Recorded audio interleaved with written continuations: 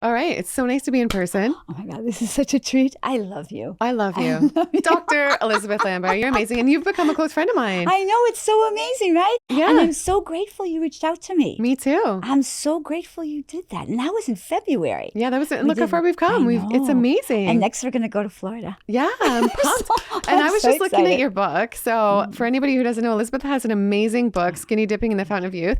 And there's a picture in here. So this is Bernardo LaPaulo. I've never heard of him before your book. He's 113 years old, raw young. Raw vegan? Young, exactly. And raw vegan. He was from Brazil. And this was in early teens. This was probably, I want to say that was like 2009. Put a picture on the screen after. Yeah. Okay. Yeah, well, I'll send you the original picture. Yeah. But we were speaking at an event that a woman who's actually a friend of mine, she invited me, she heard about me.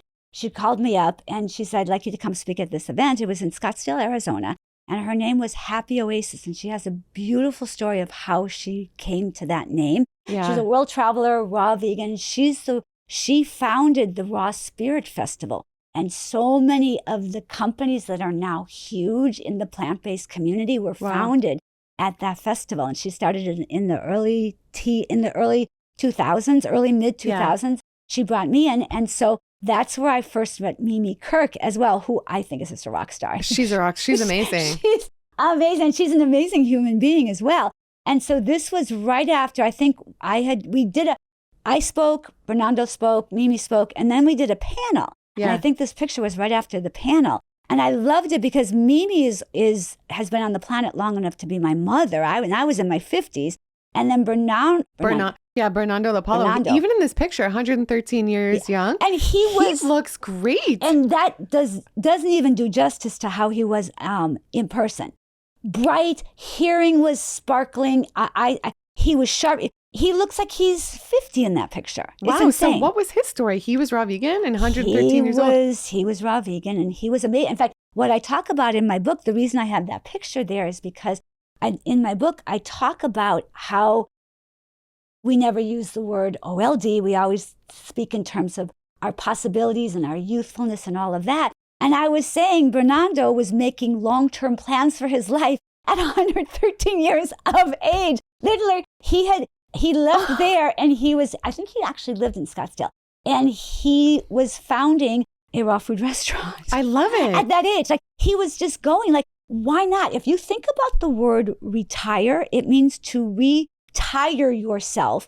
Oh, who wants to be tired all the time? Like, I can't even, people are like, oh, you're 64. When are you going to retire? I'm like, I'm just getting started. People say that to you? When are you going to retire? This is my 9th career. I've had 8 careers. Doctor was my first, professional skater, professional dancer, professional fitness model, a journalist, speaker, author, influencer, content creator, and Eminem Slim Shady video. We can't forget Dr. Elizabeth was in the Eminem Slim Shady video as the dominatrix. That's freaking. I watched it. Kevin and I, my videographer, we watched it. I freaking love it. And they made me put that skirt on. That would be in my bio. Oh, that's hilarious. That's so much. I love that. So but no, funny. the retire thing, like, a lot of people retire and then I feel like a lot of them feel lost after. I know a couple of people that just retire and then they literally started to get some health problems and then they're like, what the heck? And I don't know, like to me, I never want to retire. There is no such thing. It's like, why would you retire yourself? It's recreating. Instead of thinking of, like, if you decide to exit a career, which I did as a doctor, I decided to exit that career. My new career, I recreated a new opportunity. I didn't retire from that. I recreated. We're in the process of recreating with new possibilities all the time. And what's the key to like finding the next thing and the next thing and knowing where to go next? Genius question. It is being able to be tuned in to yourself, to your inner being, to your higher self, and tuned in to the divine. Because tuned into the universal life force that is all around us and flowing through us. And when you're completely tuned in, you'll get the next nudge. So that's the nudge, like you'll get the next inkling. Like I had the inkling to everything I did. I had the inkling. I literally was like, I opened to the possibility when I was 40 I kept saying, oh, I kept saying, next lifetime, I'll come back as a dancer. I would literally, because our words are powerful. That's why I'm very careful how I speak my words. What happened was this woman, she looked at me and she said, you're a dancer and you will dance for the rest of your life. That was 24 years ago. I've literally danced almost every single day. That's what I love about you. You have so many of these stories of somebody being like, you're this, you should do this, and then it just hits and you do it. Well, because it was in my soul. My soul just went, yes, that's a great idea. So to answer your question, we want to listen to our own guidance and how that feels. It feels like excitement. We've been trained to suffer. We've been trained to sacrifice. We've been trained to numb down our feelings. It's like that's what coping mechanisms are. We're trained to believe we're less than we really are. Yeah. We are infinite beings. The entire universe sits inside every cell. Every little cell of your body is encoded the entire brilliance of the universe. All we have to do is dial into it. Every single person, that's all you have to do. So then what you do is, I always say it's your own divine, magnificent, unique combination of gifts and talents that Caden, that everybody has, that all of you guys have to bring to the world. But what happens is that then all the false beliefs and negative programming of, I'm not enough, I can't do it, that's not possible for me, all sits in our space. And so if you listen to that, think about it. Becoming a professional, now I'm not saying I played around with dancing. I became a professional dancer. I toured with companies all around the world and performed in magnificent places, including this huge event. It was New Year's Eve in Monte Carlo, Monaco. New Year's Eve, we were the headline act. And there I was with people Caden's age, 20-something. Yeah. I had just turned 40. And it was unbelievable. So if I had believed I could never do that, there's no possibility. So the only reason I share this story, I already lived the story. I don't have to tell this story again. I love that you asked me and I get to share the story because I guarantee you there are people out there who are listening who are going to go, if she can do it, I can do it. I can do it. And then you begin to hone in, just like with your YouTube channel. You get a feeling that would be fun to do. Yeah. We're trained out of fun. Remember as kids? Yeah, we're trained out of fun. We're literally trained out of fun. We're trained to be, what kills me, we're trained to be serious. Seriousness, burden, harshness, that gets you a big fat goose egg. It gets you nothing. When you can be in the energy of creativity, imagination. Nobody's teaching this at school. I'm hoping there's a beautiful teacher, school teacher out there who's listening right now who says, I'm going to bring creativity. I'm going to bring possibility. I'm going to bring imagination into my curriculum at school. Even if the powers that be are saying you can't do that, he or she will slip it in there for the kids and it will enliven them and it will teach them. But that's what we need to do if we can go from that place. Dancing was fun. And I made a lot of money doing it. And I had a blast. And I lived in China. I traveled through Europe. I went to Central America. I just went I did so many fun things with it. It was amazing. So say we're like, oh, we want to do this job or this career or become an entrepreneur, become an influencer. It feels fun and it feels right to us. But say we have like a lack mentality and people are like, oh, I want to do that and I want to leave my corporate job or do that. But, oh, there's like some lack with like money or things like that. Like, how do we just embody abundance and know that the universe will take care of us? Okay. So you know I yawn when that's a big... Because that was a negative question? Is that why? No, you're good. You're good. We've been hanging I've been hanging out with Elizabeth all week and with something, she yawns because of an energy thing. Is my energy off? No, I'm getting my period. No. Sorry, guys. No, you're good. The question was loaded with tons of unconscious energy. Not you. Yeah. It's a brilliant, so really hear me. Yeah, I know, I hear you. It's a brilliant question. And it's loaded with the heaviness and the unconsciousness of the world. So before we answer that question, remember the question. I'm going to have you come back and re-answer me. But we have to talk about the unconsciousness of the world and how we can step away from the unconsciousness of the world. The world is really unconscious. It's one of the first things I tell people is turn off the TV. That TV is programmed intentionally to knock you out, get you sick, keep you small, keep you stuck, keep you in jobs you hate like little drones. And then you get super, then you eat junk food, you eat really, really crappy food. And then you get really, really sick. And then the medical system makes a fortune off of you. And then you leave the planet miserable. That's the bane of existence. I talk about this in my book. The person gets up, they hate their job, they're not happy with the person that they're married to, not particularly pleased with the kids. So sad. And they, imagine. Wait, let me finish. Yeah. Then they drive, especially if you live here in LA, you could drive up to 2 to 2.5 hours to a job that you dislike and at best and hate at worst.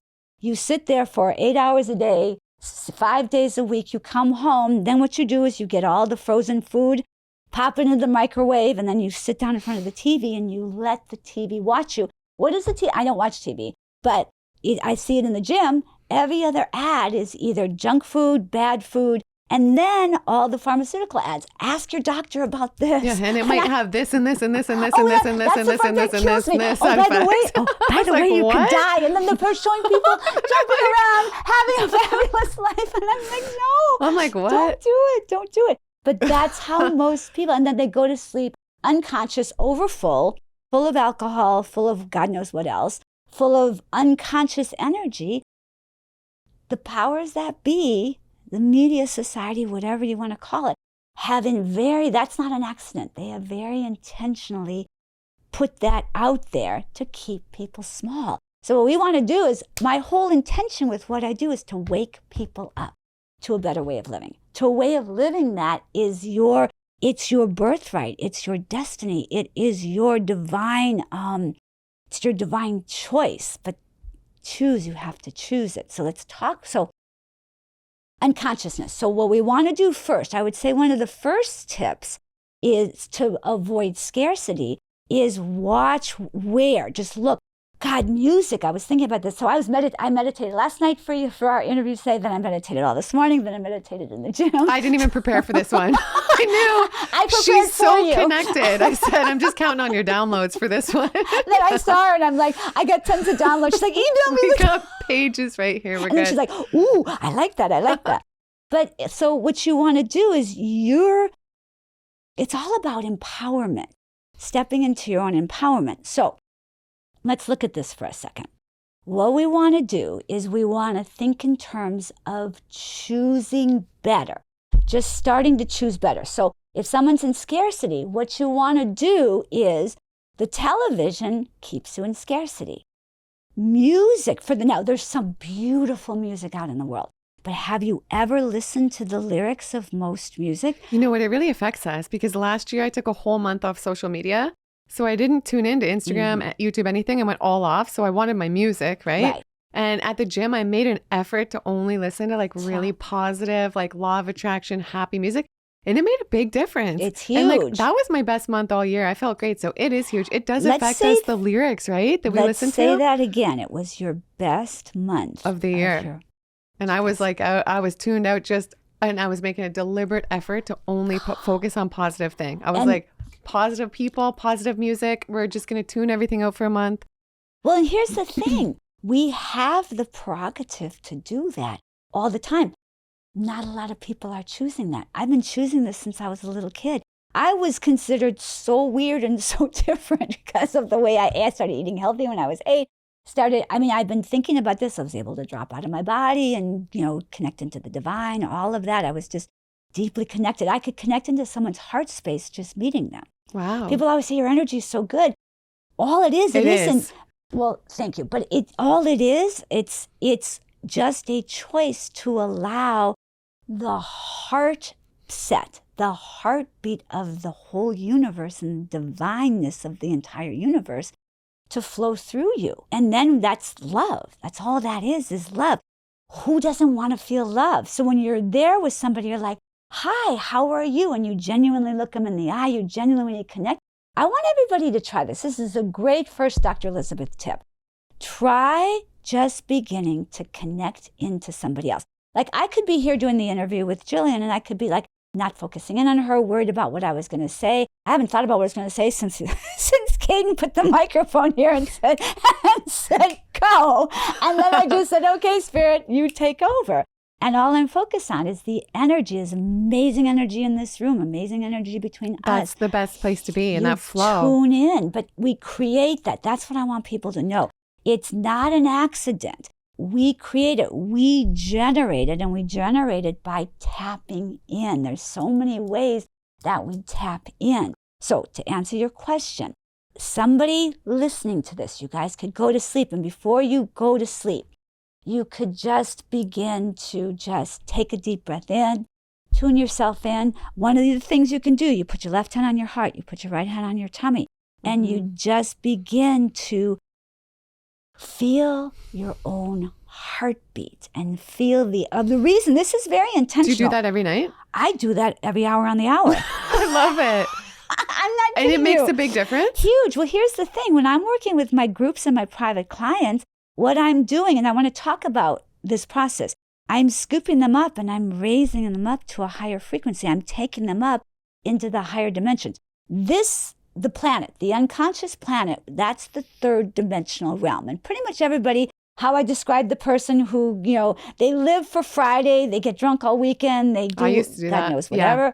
And then come Monday morning, they hate their life, they hate where they're going. And they're unconscious on the weekend, but they're numbed out and happy, but they're miserable, completely miserable during the week. So they're stuck in the third dimensional realm. That's the planet, third dimensional realm. So what I do when I work with people is I take them and I scoop them up and bring them up. Remember when you say, you go, God, I feel so much better when I see you. Yeah, I do. Because I was feeling a bit down today over a couple things. I got a bad haircut. A haircut I don't personally like this week. And little things have been bugging me. And it's that time of the month coming. Sorry, guys. That's way too much information. It's okay. And then something else happened today. But then when I see you, you have such good energy. I literally feel better. And those are the types of people we should surround ourselves with, right? And it's intentional. I scooped you right up. I did that intentionally. And I'm glad my bad vibes didn't affect you, because I was having a bit of an off day. Sometimes I wonder, I don't want her to get affected by that. So I want you to really listen.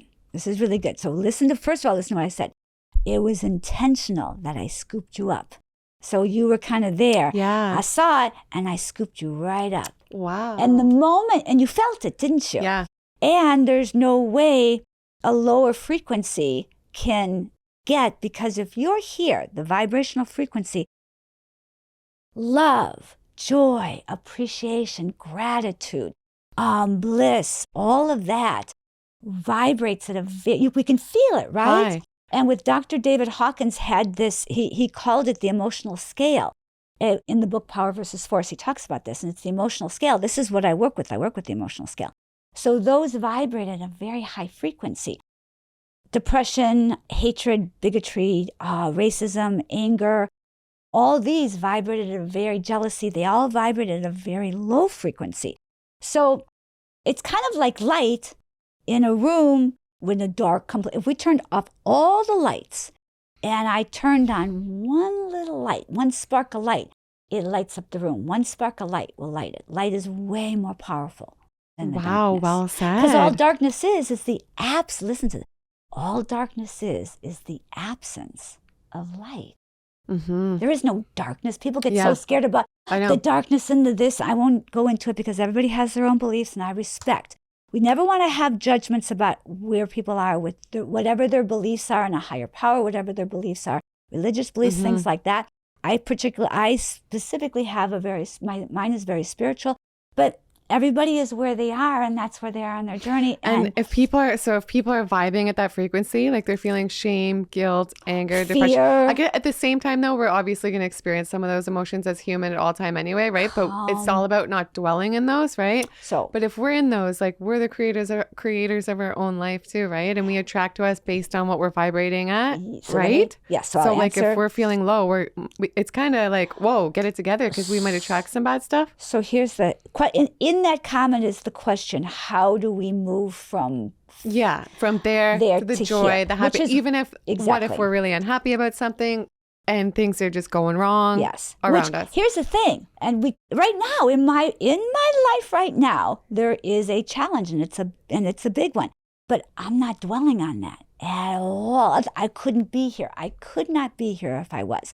And the thing is, there's always something going on. Life is, I say this on my YouTube channel, I think I say it in my book, life is beautiful, but in that beauty are it's life. there's a lot of challenges. But those challenges are there for us to notice, oh, look at that. That's not what I want to vibe with. But here's what most people do. They go, oh, look at that. And then mostly based on the way they were raised and based on feeling powerless, we feel, and I'm not saying not everybody, but for the most part, people feel powerless as children. And a lot of times we're told by our parents, you're not enough. We're told by teachers, you're not enough. You're not good enough. You're not this. All these false beliefs. So there's a lack of empowerment in people. They don't feel empowered. You have to have a sense of empowerment, of power and empowerment to be able to make the right choices. So what I do when I work with my groups and my private clients is we clear that. So what I'm going to give to everybody here is you have the choice in that moment to reach for a feeling, a vibration that's better. So watch this. This is a perfect example. I just use this with my client. Let's say we're at the airport, okay? We're all at the airport, and there's a gate over here, and Tahiti is one of my favorite places in the world. So Gate A, we're going to Tahiti. Gate B, and no offense, nothing wrong with this place. Gate B, and this is, let's say it's in the wintertime. Gate B, we're going to Toledo, Ohio. Not that there's anything wrong with it, but if it's dead of winter here you'd rather be in Tahiti at the beach. We're going to Tahiti because I'm a bikini girl.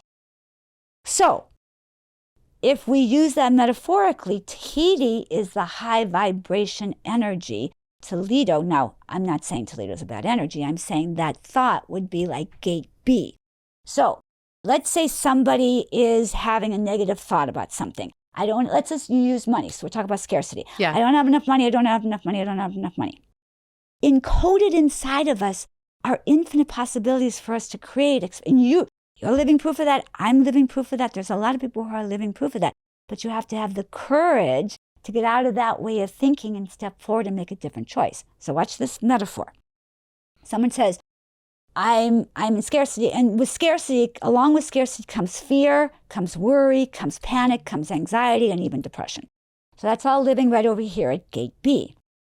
So, but the person keeps saying, I want money, I want money, I want money, I want money. But, so if he could just say, I'm calling in money, I'm calling in money, I'm calling in money. How, and then you start asking, the quality of your life depends upon the quality of your questions. If you're asking yourself, why don't I have any money? You're over in gate B going to Toledo. If you're saying, how can I make more money? How can I open up to my gifts and talents? How can I create something beautiful? How can I be of service to the world? How can I do something amazing? When you begin to ask yourself, how can I create more money? How can I create more abundance? Let me be in the energy of abundance. Let me hang around with people who are abundant. Let me start reading books about abundance. Let me start listening to podcasts like Gillian's, like Dr. Elizabeth, that are talking about abundance. Let me do that. All of a sudden now, you're over at gate A. But you can't sit in gate B saying, why don't I have any money, and think you're going to be abundant. So what happens is that you have to look at where are you choosing to have your thoughts, and where are you choosing to have your questions, and where are you choosing to have your energy.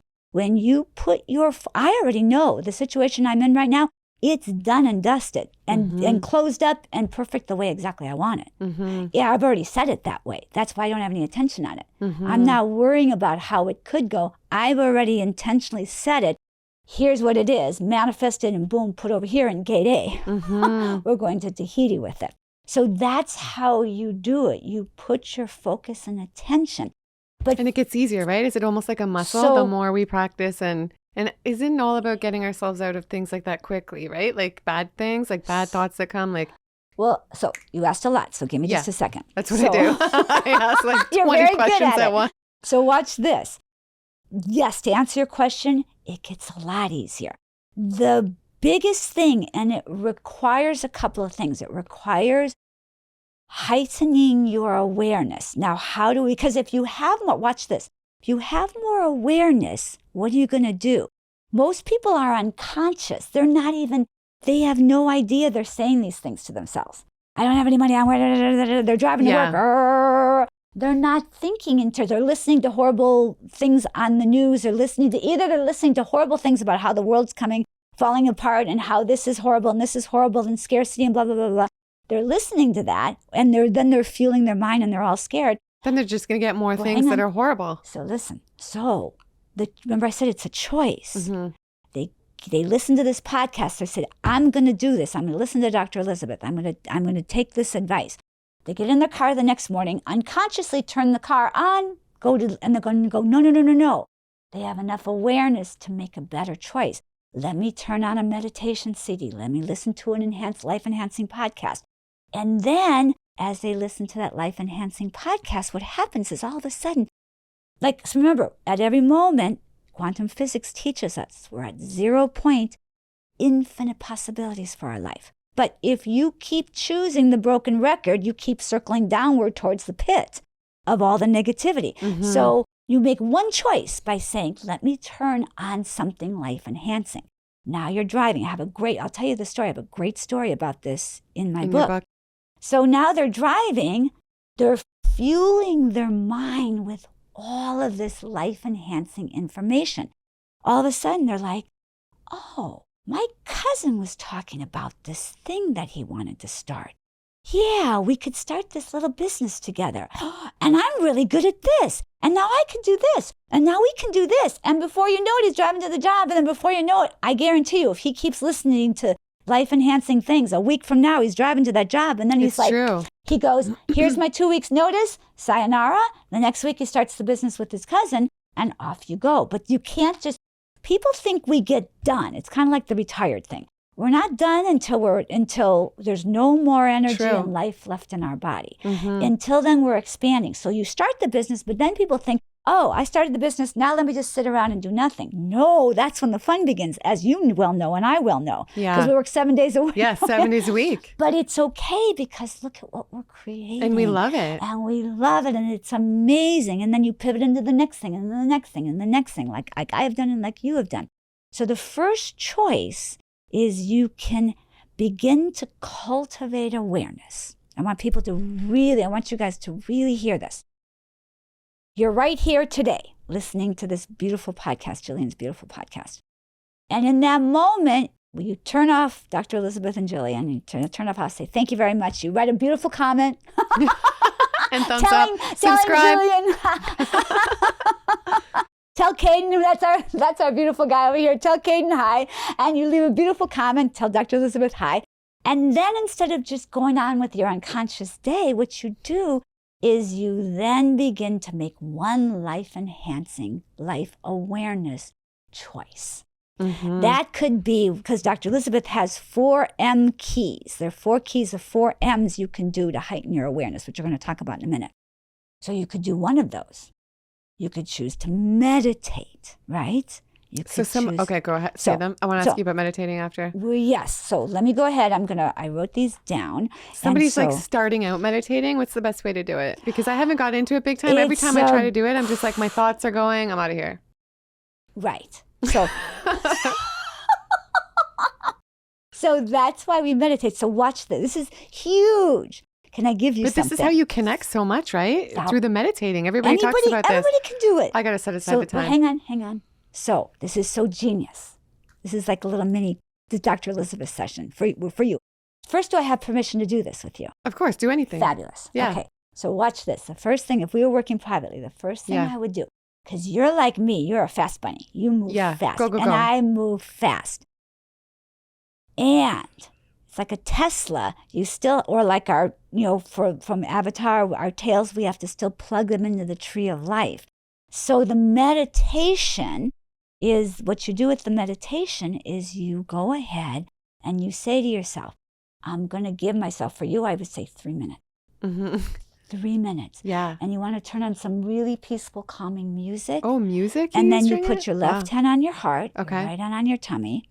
And for you, because you're going to get you're super creative, you get a lot of downloads, I would put a little notebook or something right here, and you're going to start meditating, and the ideas may even start to flow. And then you just give yourself, you say, okay, write it down. And the good ideas and the right ideas, they come to us when we're in a good mood and in a good frequency, right? Do you think we should maybe not take action with things when we're feeling like really mad, really pissed off? If I could say 1,000,000%, I would say 1,000,000%. 1,000 times, 1,000,000 times, 1,000,000,000,000%. Never do anything for that. Because what happens is you create from the frequency that it's in. That's so big at me. So it's like maybe don't go for a haircut, book a flight, call a new business partner for like when you're like really vibing low? Well, how about this? It's a little backwards. Instead, we let me go ahead and have the awareness to raise my frequency. And in that awareness, in that raising of my frequency, now I can go and do what it is I want to do. See? Because what you said focuses more on the negative, which keeps us more in the negative. Good point. If you can just stop, and that's why taking a breath, left hand on your heart, right hand on your tummy. Yeah. And this is very intentional, guys. This is not just some airy-fairy. I don't do airy-fairy. No. I do not do airy-fairy. No, this is legit amazing. This is legit. So, thank you. So we put our left hand on our heart, put our right hand on our tummy. The reason we do is because we're literally connecting in. When your little babies are crying or they need mommy or they want something, what's the first thing you do? Hold them. You pick them up. Wow, so, yeah. And you cuddle them. But no one's doing that as adults. No one's doing that for us. Most time when people are touching each other, they are bumping, bumping nasties. They're not. Yeah. I don't want to say the F word. But they're not making love. They're not giving each other love. They're not creating. Intimacy is the closest, making love to another human being, being intimate with another. There's intimacy right here, right now. Yeah. Intimacy with another human being is the closest you can be to the divine when you allow it to be. So when you give yourself permission for that, you raise the frequency. Makes sense? Makes sense. So as you put your left hand on your heart, what happens is that you begin to ground in, you begin to calm yourself down. Wow. It's a self-soothing technique. So you do this. If you just do this, that's what I'm going to start Dr. doing. Elizabeth. Yeah. And then what you do is you say to yourself, I'm going to give myself the gift of quieting my mind for 3 minutes. And you're going to put the timer on. And if you can do that with a little bit of peaceful, I'll send you some peaceful music. And I have this on my website. I have a list of all sorts of peaceful music. And so you just turn the music on. I guarantee you what's going to happen. The timer's going to go off in 3 minutes. And you're going to go, wow, that felt nice. Let me do 3 more. And then by meditating, like how does that affect your life outside of meditation time? How does that affect your overall life by taking the time to meditate? Calms your ass down. Yeah. Because we want to go, but in my book, I talk about something called, we good? Yeah, we're good. In my book, I talk about something called, I love this concept. It came to me in my meditation. I talk about something called the dance of the divine feminine and sacred masculine, which we do in relationship, but we also do because there's a feminine aspect of ourselves and a masculine aspect of ourselves. So in manifesting, this is great. I want you guys to really put this into practice. In manifesting, instead of just let me give you an example. If I were to get in my car and just turn on the car and throw it in reverse and shove the car, like push the accelerator to the ground, I may have forgotten that I didn't open the garage door. Right? You get that? So the dance of the divine feminine, sacred masculine is I take a moment to connect into the divine feminine energy. Just a moment. And that's what gives us the guidance. That's what gives us the whispers. That's what gives us, like, do this, go here, do that, go there. And then, so just a minute or two, 30 seconds of that can save your life. A breath can save your life. So if you do that, then you start taking action.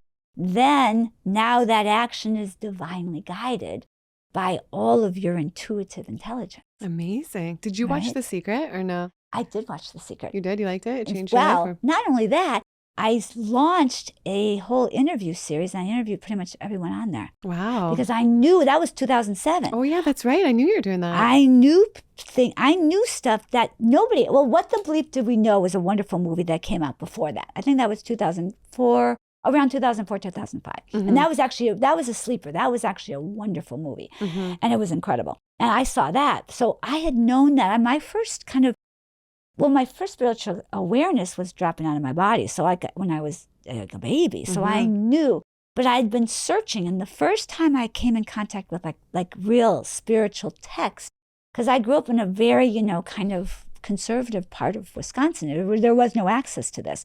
Was a friend of mine gave me Joseph Campbell, The Power of Myth. It was an interview series by Bill Moyer, which is extraordinary. And I literally listened to it. And it was funny because I was dating a guy at the time. We were engaged.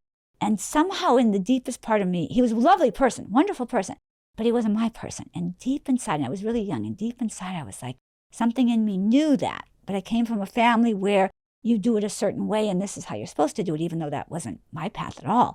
And I remember my friend gave me this, and I put it on, and I was so excited to show him, and he watched like maybe 15 minutes, and he's like, and he went to sleep. It was a 6-hour series. I stayed up the whole night and watched it. Wow. And then I literally figured out a place where I could buy in fact, it was cassette tapes. That's how long it was. It was like the 80s, 90s. Those little cassette tapes, and I had a little cassette player in my car. And I listened to it nonstop because literally what I said to myself, my physical ears are hearing for the first time what my soul has known for lifetimes. You were just so connected. This is truth. And well, we all are. We all are. But we all are. I've been voraciously taking it in. And so this is what I teach. It's like, this is what we do. And I think part of the reason you're like so like attracted to the raw foods, because you eat mostly raw foods, I think, or all raw foods, is it's just that vibration too, right? Because I just realized that you're so high vibe and the raw foods are so high vibe. So like you're as high vibe as you get. Well, that's my intention. And it doesn't seem to match you eating like the cooked food and the animal products and all those other food, like hitting up Carl's Jr. or 7-Eleven Slurpees. I wasn't doing that when I was 16.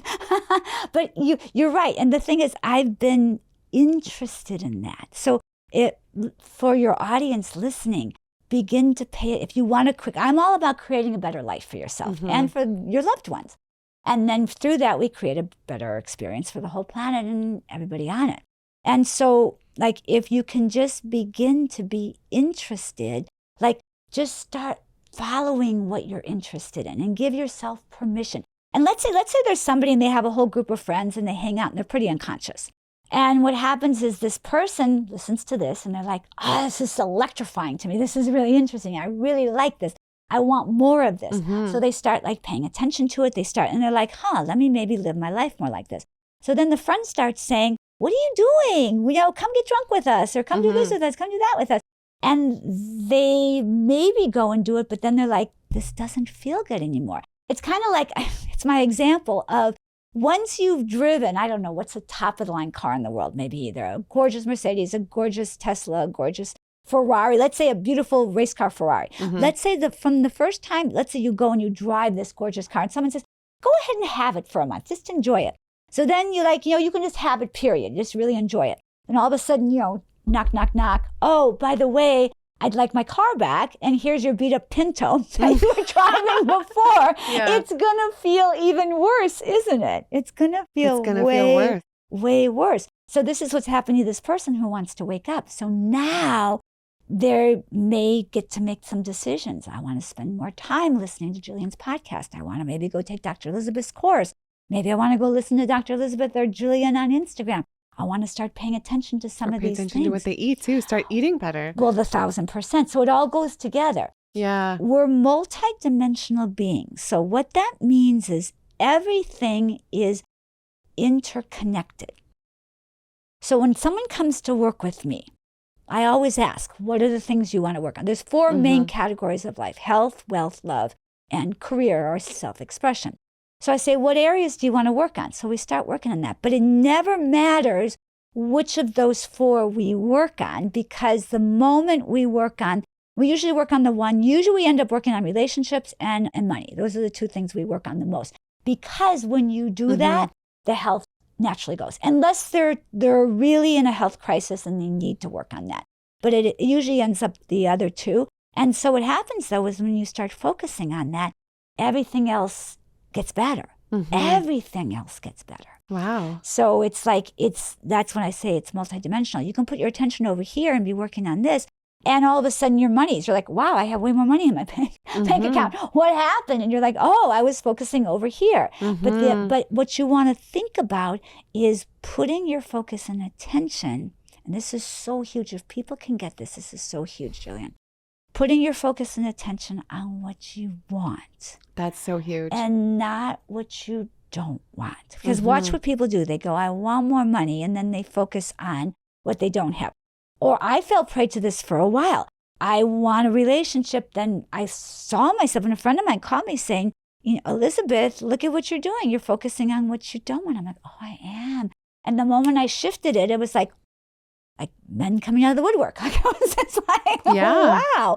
But it's like, and what happens is the longer you've been stuck, the more different. It's like if you're in a little, like I live in the marina by the boats. And so I see these they're like the little dinghies. If you want to turn a dinghy around, all you do is you turn the little thing, and the whole dinghy, you can do circles. You can do donuts in a dinghy, right? It's just, you're on a cruise ship. And if you want to turn that sucker around, it's going to take some time. So it's the same thing here. If you don't have a lot of noise in the area in which you want to make a change, it's easy to turn.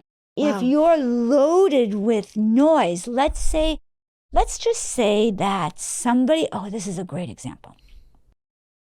And I have a friend who this happened to. Let's say somebody was told when they were younger, and let's say it was, and everybody's well-meaning, everybody does the best they can, but let's say maybe either a parent or an older sibling or a kid bullied at school or a teacher, someone told this child, you're stupid. And maybe even I've seen this at school where they make them go sit in the corner, or they punish them, or we're the worst. They shame them in school in front of everybody, which is really bad. So let's just say that happened to that child, especially if they're within the age frame of under 8 years old, which is when your subconscious is really, you're open to getting really programmed in ways that you don't want to be programmed. But it can also happen later on. So this child goes on, and this child was brilliant and creative. They were probably off, daydreaming about like something they want to create, and the teacher didn't like that because they weren't studying don't get me started on the educational system, which is so unbelievably flawed. Please, somebody listen to this and fix the education. Enhance, I don't want to say fix, enhance the educational system. But they're probably teaching some history about something that happened in 1492. Who cares what happened in 1492? It doesn't matter. Let's teach children what they can do in 2024 and 2025 and moving forward. And so what happens is that they got shamed. So imprinted is a false belief somehow, I'm not good enough. I'm stupid. I can't do this. And then what happens is they begin to lead with that themselves. So that's more like a cruise ship. By the time they come to me, we have to turn that around, but we turn that around one choice at a time. If that person's willing to be open to the possibility of shifting their mindset, then what happens is they can begin to make, when we clear, what I do is I clear the energy. So I clear the energy for them. They can begin to make a better choice. So even maybe that programming comes up, maybe someone says something to them, and then what happens is they start looking for proof of how stupid they actually are, because it gets encoded inside of them. So what happens is they go to work, and let's say a coworker says something, but they're going to take that as, oh, look, see, I'm not quite as smart as everybody else, and I'm not this one. And the most ridiculous thing of it all is they're brilliant. They're usually the most brilliant ones, is that they're misunderstood. Yeah. Makes sense? And that can be, you could be shamed by being called ugly. You could be shamed by being I was teased for being ugly. It was really painful. I was really a late bloomer. Honest to God, I was really a late bloomer. And I was really teased. You know. Yeah. Can I tell you, if, we pick our paths, we pick everything. And so coming in again, I'd be a late bloomer because it's way more fun. Yeah. I love it. And okay, fun. With the cruise ship thing, so you had me thinking, like, it's like that too with people with their health, right? If they've been eating really unhealthy for a long time, it's like a cruise ship. It's a little. And then what if they want to live like you, because you eat all living foods, or do you sometimes eat cooked food? By accident, maybe. Like, the other night. We were eating, and it was like you ate something it doesn't. Here's the thing. At that point, it's like you're at, I don't know how many, 30,000 feet. So the pilot's at 30,000 feet cruising. The pilot goes up to 31,000 feet or drops down to 29,000 feet, adjusting for air turbulence. He's up in the air. He's cruising at a high altitude. At that point, it doesn't really matter. But that's where we want to let go of when you're rigid, because remember, rigidity is a low vibration. So when someone's starting out, if they're hanging on to, and punishing themselves for eating something that wasn't fully life-enhancing. They've just kind of taken themselves down when it was unnecessary. You don't have to. From like beating themselves up? Yeah. You let that go. It's like let go of rigidity, let go of self-punishment, all that stuff. It's so not life-enhancing. And if they want to be doing what you're doing, like people come on the channel all the time, they say, where do I start? Where should I start? Like, where do you think they should begin? So if someone with this type of like diet, or I don't know if you call it diet, I don't like the labels, but like this kind of like way of, lifestyle. Okay, so if someone wants to do this lifestyle, so first you have to go to your doctor, and hopefully a doctor that is health conscious themselves, and check your heart, check your, like this whole thing with the cold plunges. It's making me insane. It's like people will, You don't like it? Well, here's the thing. People will hop onto trends if they're only saying it because it's trending. If someone has a heart condition and they cold plunge, they could kill themselves. It's super dangerous. Yes, people have to be careful. No one's saying any of this stuff. They're on, let's get the trend. It's kind of like when people hopped on the vegan trend and they were doing all these crazy things. It's like you have to be conscious and aware of what you're doing and tuned into your own body with what you're doing. That's key. You have to, and well, plus for me, this puppy's not self-conscious. I'm not cold plunging. I was born in Alaska and raised in Wisconsin. I know. I don't know how people do it. I think it's really beneficial and really healing for some people. But here's the I don't thing. know enough about it. It can be, but like I have frostbite on my hands and feet from growing up in Wisconsin and playing out in the snow till I was purple. Like literally.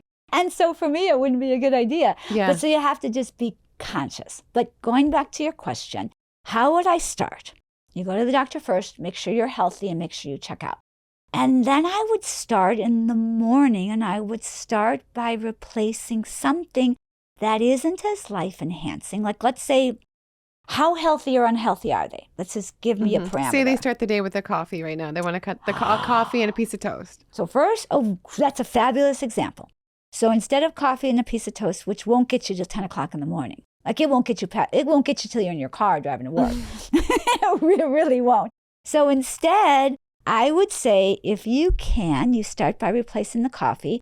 Loose drink is great, but if that's too potent, I would start with because it is pretty potent. The lemon ginger blast? It's amazing if they can start with that. Yeah, if somebody goes from just standard American diet and coffee to the lemon ginger blast. So how about this? We start with, let's say, a spinach, apple, kale, and ginger. The key is the ginger because the ginger will replace the kick they're looking for.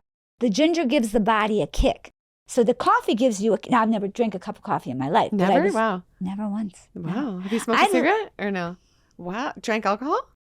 I did. I never drank. I can count on this hand how many times I've ever drank. That's great. I have had. Because you're not that frequency.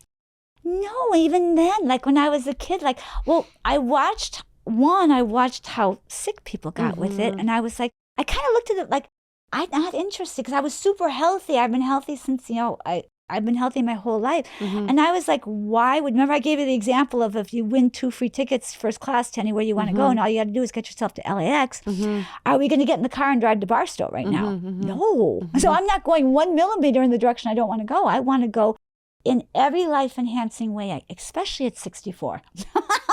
I'm not playing that game. No. I want this to stay cute for my whole life. So we want to go in the direction of health. But for if they want to kick the coffee habit, you get yourself a hunk of ginger and you put it in there and it'll give you a really nice kick. But instead of a coffee spike kick that goes like this and crashes you, it's just going to go. And that ginger, and by lunchtime you might be going, I think I might want another one of those juices. That feels really good. And then dump the toast, dump the oatmeal, get rid of the if they're doing bacon and eggs, for sure, get rid of the bacon and eggs. And instead, have yourself a beautiful superfoods smoothie. Have yourself like a real light, and I put chlorella, spirulina. You could start with just a little bit. I put a delicious plant protein in there. Then I put yummy fruits and yummy veggies in there. Yeah. And did I ask you in any of the videos your skincare routine? I can't remember. We talked a little because I do.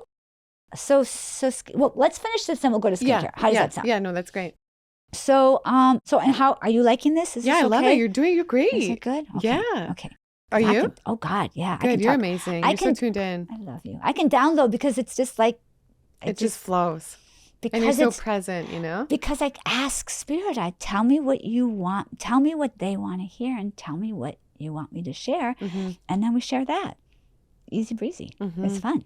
No, but yeah, people come on, they ask all the time, like, how do I start? Or even if they want to give up the cooked food, say some of them are eating clean, or like my family doesn't eat this way, but they want to get on this living foods like us. So we'll talk about it. Okay, so that's breakfast. And the beauty of a breakfast, that kind of breakfast with the beautiful green juice and then a beautiful smoothie. And if you want, you can have a little bit of fruit, like a melon, especially at summertime in the Northern Hemisphere. It is, it's heavenly out right now. Have yourself some melon. It's just very low calories in it, and it nourishes you. It's delicious. And then come like around, like if you want a snack, instead of doing, let's say, a muffin from the snack room or something like that, or let's say your second cup of coffee, which is like, oh God, no, it's because then you're going to get jittery and you're going to get all this stuff. Then you can have yourself, like, depends upon if they're really going to go with, do they have access to raw foods? Because there's delicious things that are raw. You can have yourself a wrap. You can have yourself It's so delicious, the raw food. Oh my gosh, there's so many things. And it's like, it's become, compared to when I first started it, I couldn't even find that. When I first started, I found out about juicing, I couldn't even find a proper juicer. I mean, this thing that I had was this plastic thing and it was terrible. Now it's come so far. Oh my gosh. Yeah. Like your Nama. Yeah. We use the Nama. It's the best. Oh my God. I am dreaming of that Nama juicer. Like since you showed it to me, I'm literally dreaming of it every morning. It's the best. I really want my Nama juicer. I'll put a code down below if you guys want one for $55 off. It's a dream juicer. It's the best. Yeah. It's amazing. Okay. So but that's life-changing. Yeah. Adding in juices, that's what makes me feel the best. Like the green juices. Do you want to know why? Makes me feel so the best out of anything. Do you want to know why? Why? Because it's like going like this and mainlining, except instead of, people go and they mainline a drug, which we don't want to do. It's like going like that and mainlining pure light force energy. Oh, it's like when you have oxygen. It's like the highest level energy I can get with anything. It's the highest level of energy because it just goes straight into the bloodstream. Well, it's amazing. And then you feel so good that you want, like you drink a green juice, like you said, you feel so good. You want more healthy habits. You don't think, now I want to eat a burger because you feel like so good. Well, think about it. If a cigarette doesn't go with a green juice, cigarette goes with a glass of alcohol. Can you imagine? Can you imagine a cigarette and a green juice? Yeah. It's not gonna work. So you have it. So things go together. A green juice is going to go with, life enhancing because it's life enhancing. So even if you start, so that was a lot. You don't have to go straight just to raw. You don't have to do that because some people go through a detoxing process. And there's a lot of things you can do with the detoxing process. There's a lot of ways. The more you, how do I want to say it? The more you detox your thoughts, the more you move from toxic thoughts, the easier it is to move into a more life-enhancing lifestyle all the way around. So I would say simultaneously, so if someone was coming to me, they're like, okay, Dr. Elizabeth, I'm not eating terrible, but I'm kind of just eating regular. I would say, okay, so first thing we're going to add, here's your green juice for the morning. Start with that. And let's say a smoothie for a snack during the day. Start with that. And if we can cut out the dairy and the meat if they're doing that, just start with that. Add a salad if you want, add a wrap if you want. But just stop and be gentle with yourself.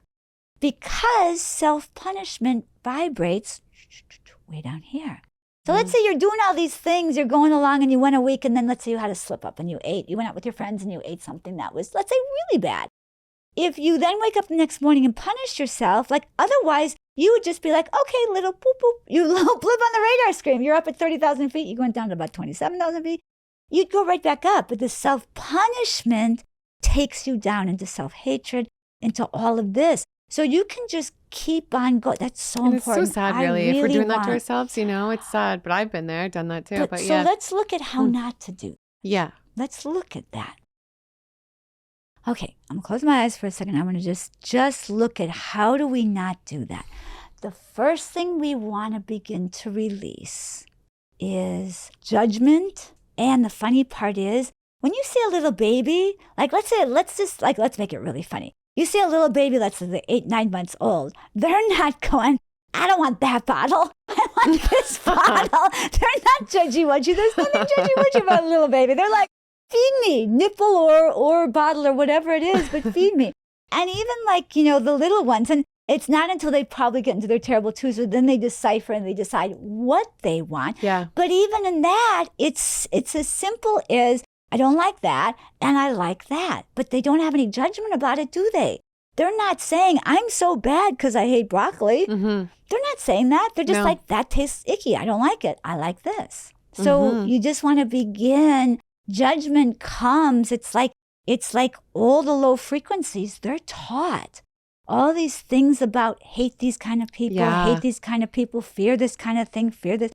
That is taught in the culture. It's taught in the schools. It's taught in the homes, for sure. It starts in the home, and then it goes out from there. It's taught by the older siblings. So if we can begin to shift that. So as parents, we can shift that. And then as young adults, we can take it on ourselves. We can decide, let me change that. I don't want to think like that anymore. Mm-hmm. It's I say this all the time. Every time we talk, I say this, but I say it because it's so important. The reason I titled my first chapter in my book Choice is because when you know it's a choice, I've never said it this way. This is a good download. When you know it's a choice, then you have empowerment. Mm-hmm. The whole purpose of my work is to wake people up and empower them to a better life. And everything's a choice, really. Everything is a choice. It's like people, I don't have a choice. Then remember, unconsciousness, people will get knocked out. Like, let's say someone says something to you that's really hurtful. A lot of those things will, and it can knock us out. Mm-hmm. But when we've cultivated awareness and consciousness, which is what I do with the people I work with, and what I do for myself in life, instead of getting knocked out by a mean comment, especially you and I both know. Mm-hmm. Oh, we've seen it all. My tush is still smoking out to some of these mean. I'm like, oh, that hurts. But it's like, if you have awareness, you can just take a breath and go, okay, that was unconscious. That was an unconscious choice on their part. I am consciously going to choose to let that go. Mm-hmm. Then it doesn't live with you. Otherwise, you can take it in. When people say mean things or someone hurts another person, it can live with them their whole lifetime. Yeah. I've seen people who the couple got a divorce, and the other person who, let's say one person decides it's not working, and for whatever, one person grows, one person isn't growing, and then they decide to go apart. The person who has been left, they can sit in that wound for a lifetime. Instead of saying, okay, that wasn't right. Let me get myself up. Let me pick myself up. Let me get going. Let me enhance myself. Let me grow. Let me zip myself up, and let me get back out there. So true. But that's a choice. That's a choice. And it's awareness that this is what I really want everybody to hear. It's the cultivation of awareness that gives you the opportunity and the privilege of choosing. Mm-hmm. We can't choose unless we're aware enough to make a better choice. Mm-hmm. If somebody goes out every single week and gets drunk with their friends, that's an unconscious choice. Mm-hmm. They don't. It's like almost like we just do that. That's what we do. It's like you see that in gang culture. It's just what we do. It's just they get looped into the culture, and it's an unconscious following of a certain path. And so when you can hearing something, listening to something, that's why you want to fill yourself up with things that are more life enhancing. When you do that, then what happens is you have more awareness to make a better choice. And one better choice can change your life. And you always make a very deliberate choice with who you surround yourself with and everything, right? I'm sure everybody has said this on your podcast and heard this a million times. You are quite literally the combination of the 5 people you spend your most time with. Mm-hmm. Whether you like what they're doing, so you want to look at what do their bank accounts look like? Mm-hmm. What are their lives? What do their health look like? What is their passions look like? What is their language that's coming out of their mouth look like? Mm-hmm. Oh, that's really one thing. You want to pay attention. You said, how can people have less scarcity, and how can they move into any more kind of abundance in any area of their life? begin to look at and pay attention to what you're listening to. Pay attention to the music you're listening to. Pay attention to the things you're listening to. Turn Everything. the TV off for the most part. If you want to watch something great, let's say you want to watch something. If you want to watch something, do it consciously, because then what happens is you're training yourself to be more conscious. What happens is you literally say, okay, this is really fun. I want to watch this. And then you consciously do it. Now you've ingrained more consciousness into your programming. If you do it unconsciously, then it doesn't really serve the same purpose. But if you say, it's just like our food choices. Like for the person who wants to be healthier, that's what you say. You say, okay, I'm consciously choosing to have this juice. I'm consciously choosing to have this smoothie. And when you do it that way, then what happens is that it's like you reward yourself. Oh, look I did that consciously. Now let me do this consciously again. Yeah. And you've been doing it for a long time. Oh my God. Living healthy. And have you had any health problems, or do you have any advice for people to like stay on track and do this for a long time, for the long haul? I would for sure suggest that they do this for the long haul. Now, one thing I want to talk about, we don't want to shame people if they have a health crisis. It's really, really important. I heard the medical medium say this one time, that there's a lot of shaming. Oh, you're not doing this, therefore you're not healthy, and things like that. People come in this lifetime encoded with certain paths and certain journeys and certain things for them to move through. But I do believe that we can enhance our health by making healthier choices. And there is, no matter who you look at, there is no question that living foods, putting foods that are unprocessed, uncooked, that are living, that have the most, and produced in soil that is the most expansive and the most delicious, is the most life enhancing, because it's energy. And I read the energy of things, so I can see that it's energy. And so I think that's just a smart choice to do, no matter what you're doing. But if you're in a health crisis, also the next thing, if someone is in a health crisis, I would welcome them to look at a couple of things. Physical dis-ease in the body is the result of emotional, mental, and energetic dis-ease. And so we want to look at, where is the energetic out of alignment, where is the emotional out of alignment, and where is the mental out of alignment. And how do you find those things? Like, how do you find out where someone's out of alignment like that? So when they come see you and stuff. I clear that for them. But what I do is I tune in. So I'm trained in clairvoyance, which is just clear seeing. I'm also trained in intuitive intelligence. I can tell you're super. I can see it when I look into your eyes. Which says a lot about you and your own intuition. Thanks, because only someone who's vibrating from that could see that. True. Yeah. Good point. So let me see. Where was I? I want to go back to this because it's really powerful. So happens every time. So someone comes in and we want to just take a peek. So what I do, only with their permission, don't be scared, only with people's permission, I'm able to go in and I'm able to scan and see what's going on. In fact, my father was a brilliant, brilliant physician. He was internal medicine, and he could diagnose things that everybody else was missing. And people would fly in from, especially here, Hollywood, California, would come in to see him if they couldn't get something diagnosed. And afterwards, I realized when I started studying this work, he's a medical intuitive, and he passed that down to me. So we're able to go in and look and see. And so what I would say, so that's what I would do with somebody. We would go and look.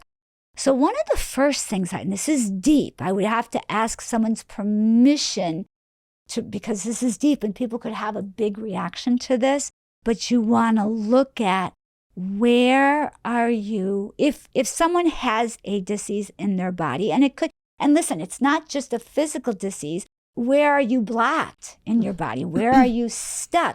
Like, where are you stuck in maybe your career? Or where are you stuck in maybe your relationship? Or where are you stuck? I've had to do a lot of work on relationships. A lot. I have done I would say 10 lifetimes worth of work on relationships. Has been a big journey for me. So my path hasn't necessarily been health. My path has been relationships. Whereas there's other people and they meet the love of their lives when they're teenagers. I think to myself, wow, that would have been amazing. So everybody has that. That's why I want people to know it's not like, oh, look at Dr. Elizabeth. She has this great health and she's so lucky. Everybody has their path. And that path is perfect for them. So that you really want to. So you embrace, okay, this is what I'm working through. And so I would have, if someone's working at any kind of disease in their being, where have I not been willing to forgive? There was I wish I remember the name of the person. He was in England. I read this. I'm a voracious reader. I study. I don't listen to music. I don't listen to, in fact, when we started doing reels, I was at this huge loss because my friends were laughing at me. I said, and I know there's a lot of beautiful music out there, but I study audiobooks, and I study studies, and I study medicine, and I study quantum physics, and I love studying things. That's kind of like I'm a nerd. I'm like a geeky nerd that way. But I read this study, and he had a whole place where he did this. People who were really ill, they came to him, and he cleared the places where they hadn't been able to forgive, and they got better. Incredible. And so that's part of so I took that from what he was saying, and I said, well, I could do that. I could go in there and do that. So that's what I do. And I go in and we look at where have you been stuck and where haven't you been able to forgive? And then how do you release that? What kind of That's how. what kind of things can people do to really forgive? So what I do is a process. So you come in and you work with me either in a group or privately. And I'm looking at different ways to have larger amounts of people come in so more people can have this work. So by the time this interview comes out, I want you guys to go to my website because I'm committed to creating that. So by the time you guys listen to this, there'll be a way so that I'll have really large groups, and I'll have mastermind groups, and then I have the private. So the first thing you do is, and I have this in my book too, is you can be willing to be open to possibility. You could sit yourself down, just like Gillian and I are sitting here, and you can say, okay, in this moment, I'm willing to forgive. And you might know what it is, or you might not know what it is. You might know what you're wanting to forgive, or you might not. It could be so stuck. What happens is when we experience really, really, really painful things, a lot of times we don't remember. When people suffer real trauma, they don't remember. And then is there ways that they can touch completely with that and figure out, remember? Well, and then sometimes remember things? Yeah, I'll be That's crazy. I'll see it in their space. I'll see, this over here. And then I'll say, and that's causing you to do this over here. And they're like, how did you see that, Dr. Elizabeth? But to me, it's like just looking at you. Because I've been reading energy for so long. So you see it, and then you clear it. Well, I'm going to do sessions with you. I would love that. We should even, next time I come, we should do it with Kevin, and we can post it. I'll share it. I don't care. So people see what you do. So we could see it. Yeah, wow. I would love that. I would love that. Thank you. I would love to do that. So for people who are listening, your willingness is the opening. Remember what I said when I was a dancer? I was like, before I became a dancer, I was like, I just didn't think it was possible. So all the doors, there were no doors opening for me because it wasn't possible. Then when that beautiful woman said, you're a dancer. You're a dancer and you will dance for the rest of your life. I became willing to be open to the possibility. And in that, I opened up that much. And in that, the universe put together so unbelievably synchronistically, and serendipitously, it's mind-boggling, even to me, and it was happening to me. And so what we do is if someone wants to sit down, and I have processes on my website, you guys can go to my website and I can walk you through some processes and things like that. But you sit down and you just say, I'm willing to do some forgiveness. And in my book, I talk about the Ho'oponopono prayer. It's some ancient. Oh, I've heard about that. I see Aaron Dowdy and other YouTubers post about that and say that's one of the best ways to forgive is to do that prayer. I've been doing that before when they were in diapers. I was doing that. So here's what you do.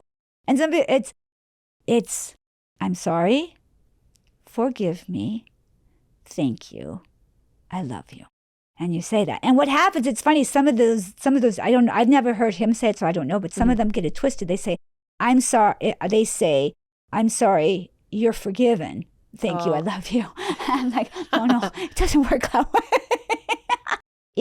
I'm sorry, because self-responsibility is everything to opening up to our path.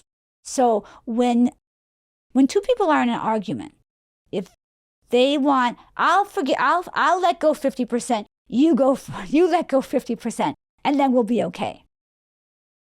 you release 100% and you take responsibility for 100%. The other person you're fighting with, you release and take responsibility 100%.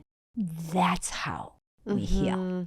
Each person takes 100% responsibility for it. And that's the only way it can heal. And for our whole life, right? For everything. Yeah. For everything. So then you say, I'm sorry. So let's say we pick, okay, I'm going to do it on myself, okay? So I had and we've healed and come a really, really, really, really, really, really, really long way.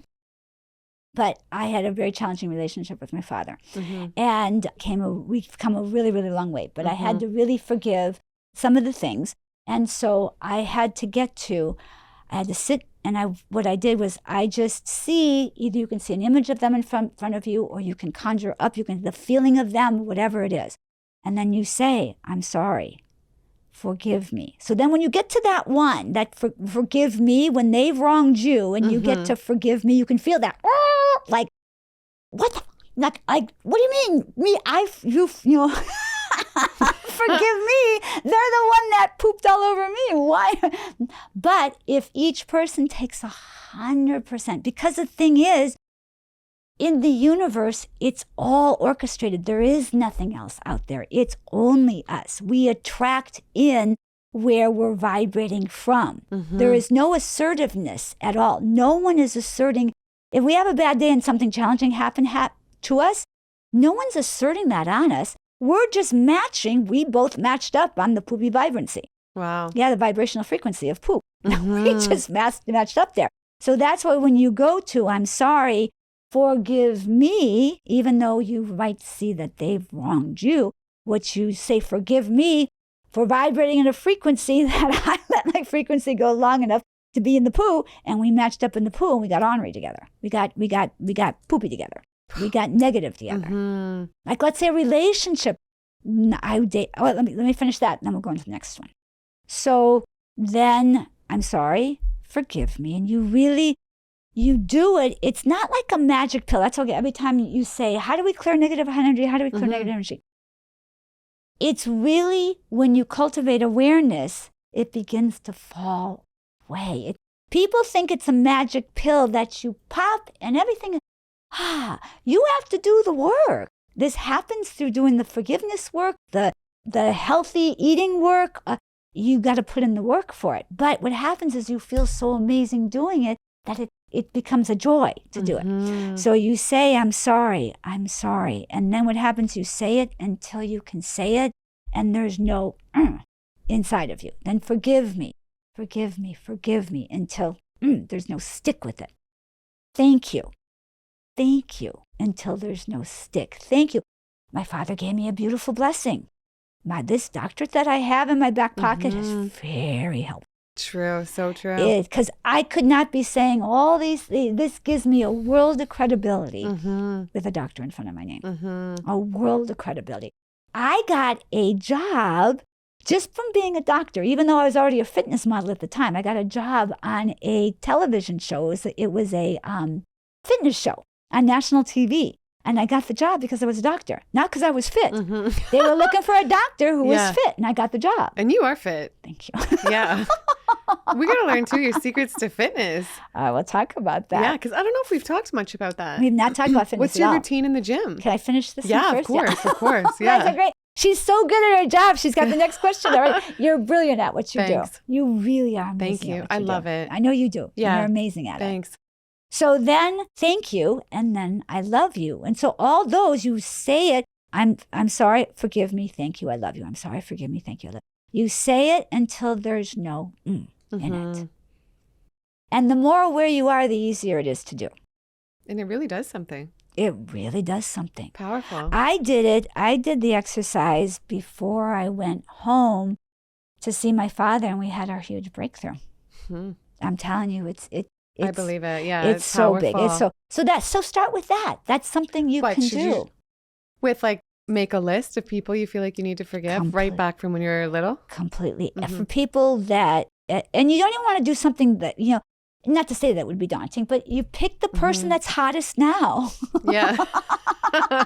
Right? Or if that's too difficult, pick somebody from your childhood. And you still do it? Oh God, all the time. If I hit some doo-doo, I don't let anything sit. Good. That's why the energy feels good, because I don't. Yeah, it's not stagnant. It's not sitting. I clear every day. Transmute it. I clear every day. I'm like, we got to clear this. We got to clear this. I clear every day. And is going to the gym part of that too, right? Like the fitness. Yeah. If you can, I go to the gym with the intention of working on my processes.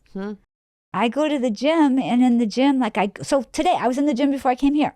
So I go to the gym, and in my cardio, first I did, I want to talk about one other thing that I do. Can I talk about that before we go to fitness? Yeah. So, and I want to talk about the freedom of expressing your divinity and your practice of divinity in ways, because Joseph Campbell said it in a way that was really beautiful. They're all in their own ways and in their own cultures saying the same thing. I remember being a little girl, and my mom had the TV on, and it was like, it's a long time ago. This is half a century ago. And they were showing this war on TV. And I looked at my mom, and because I was already like a deep soul, and I looked at this and I said, why are they doing this? Like, why would someone point a gun towards somebody else and kill them? Like, it makes no sense. So I'm like, Mommy, why are they doing that to each other? And they said, and my mom kind of didn't know how to answer at first. And she said, well, they're fighting. And I said, why are they fighting?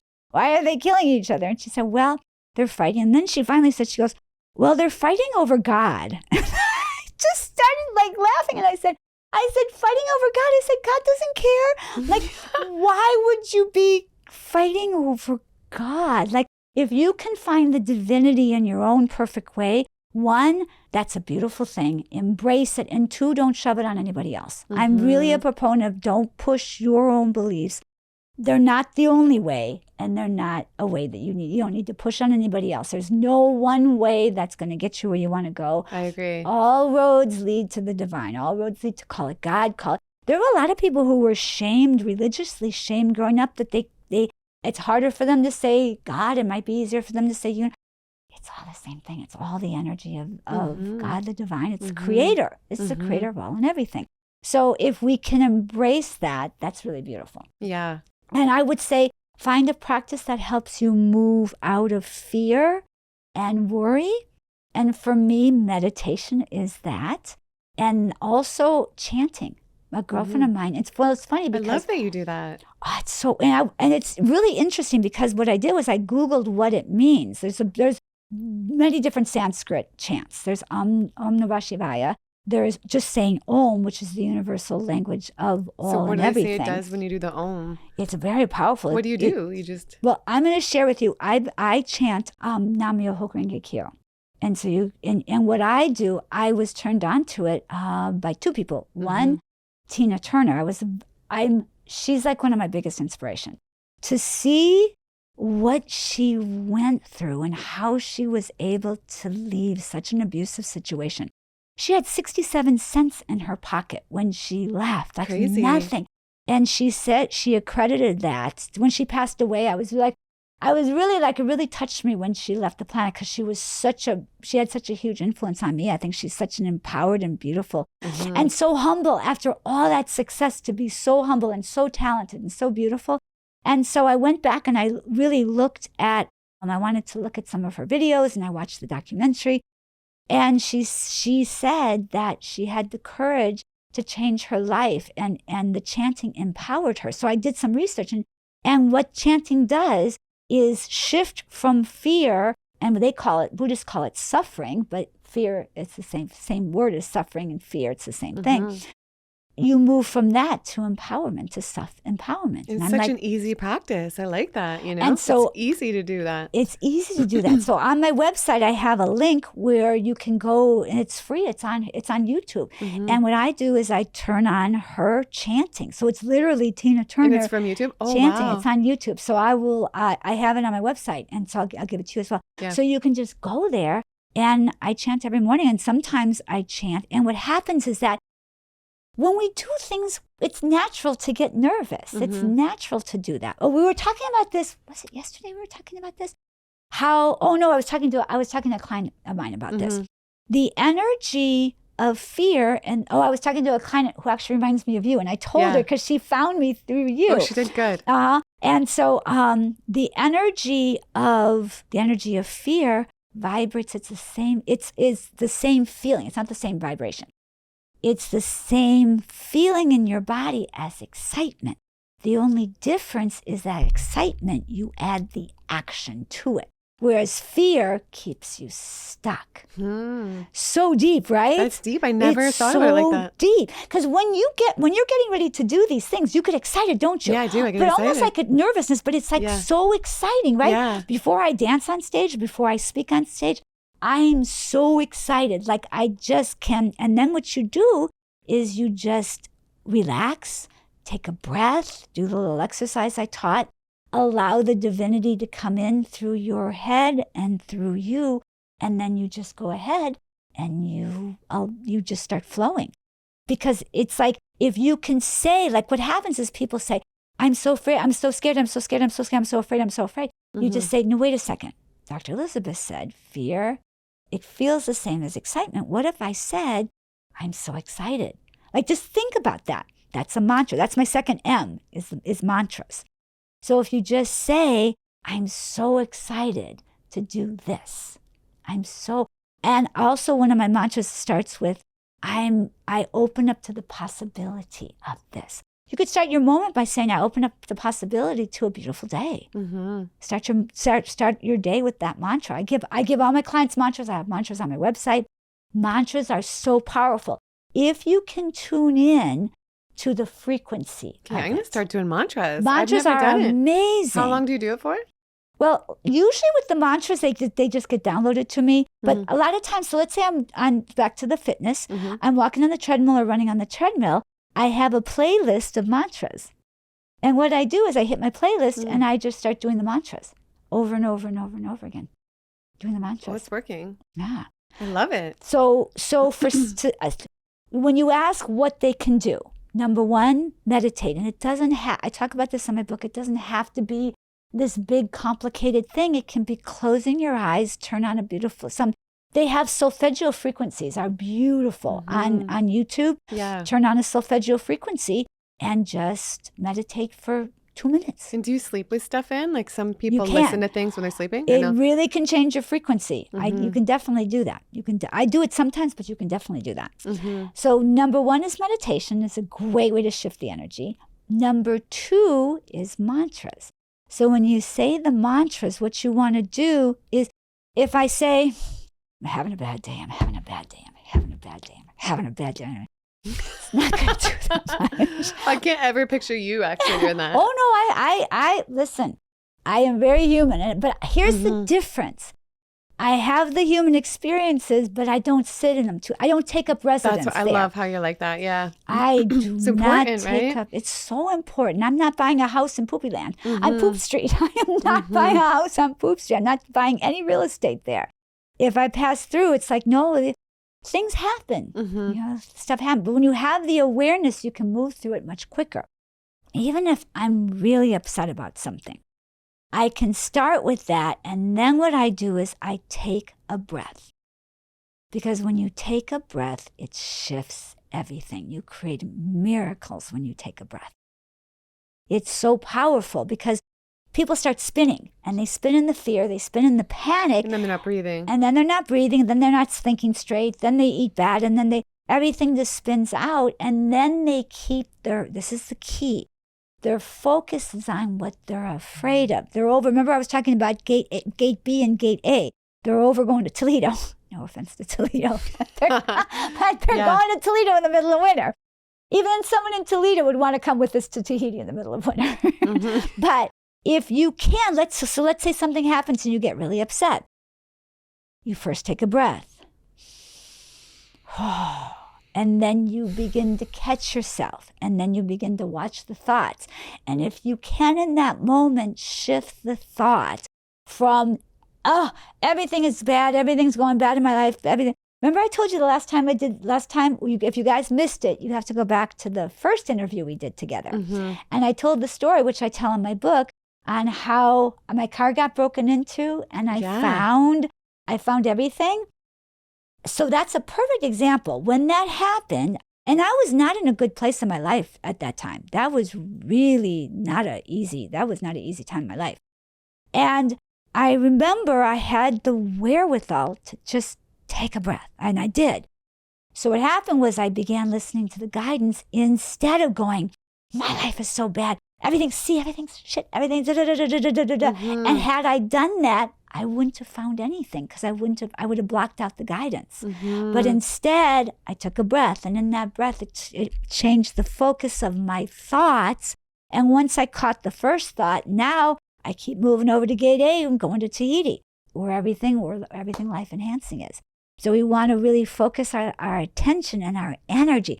One of my mantras is I focus my attention and energy today and every day, in every moment. I focus my attention and energy on what I want and where I'm going. I love it. What I want and where I'm going. So important. It's so important. Yeah. But it's easier said than done. It's not easy to do. No. Especially in the beginning. Yeah. But when you practice it, the more you practice it, the more you can do it. And the more you do it, the more easy it is to do. And the easier it is to do, the easier it is to do.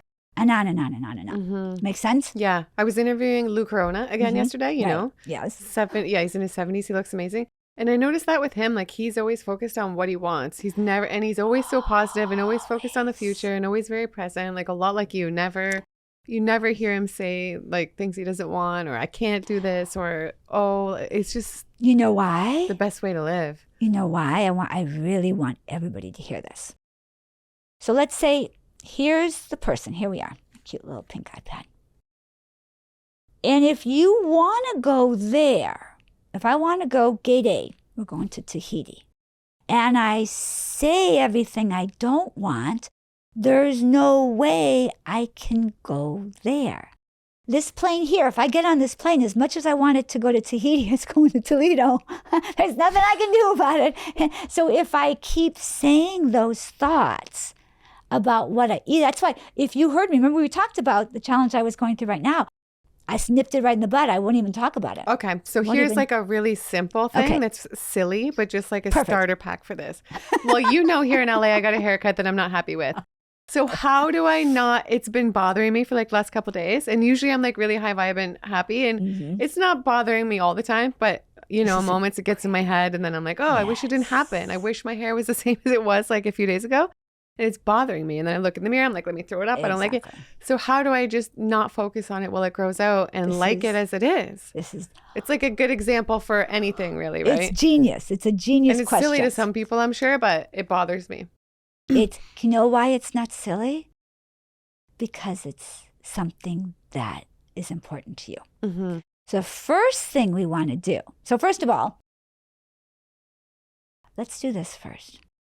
You have to forgive yourself for making the decision. When you were rushed and you didn't really have the time, and I guarantee you, even if you think about it, if you even think about it, something and you might have even said, you don't have time for a haircut, don't go over and do it today, let it be.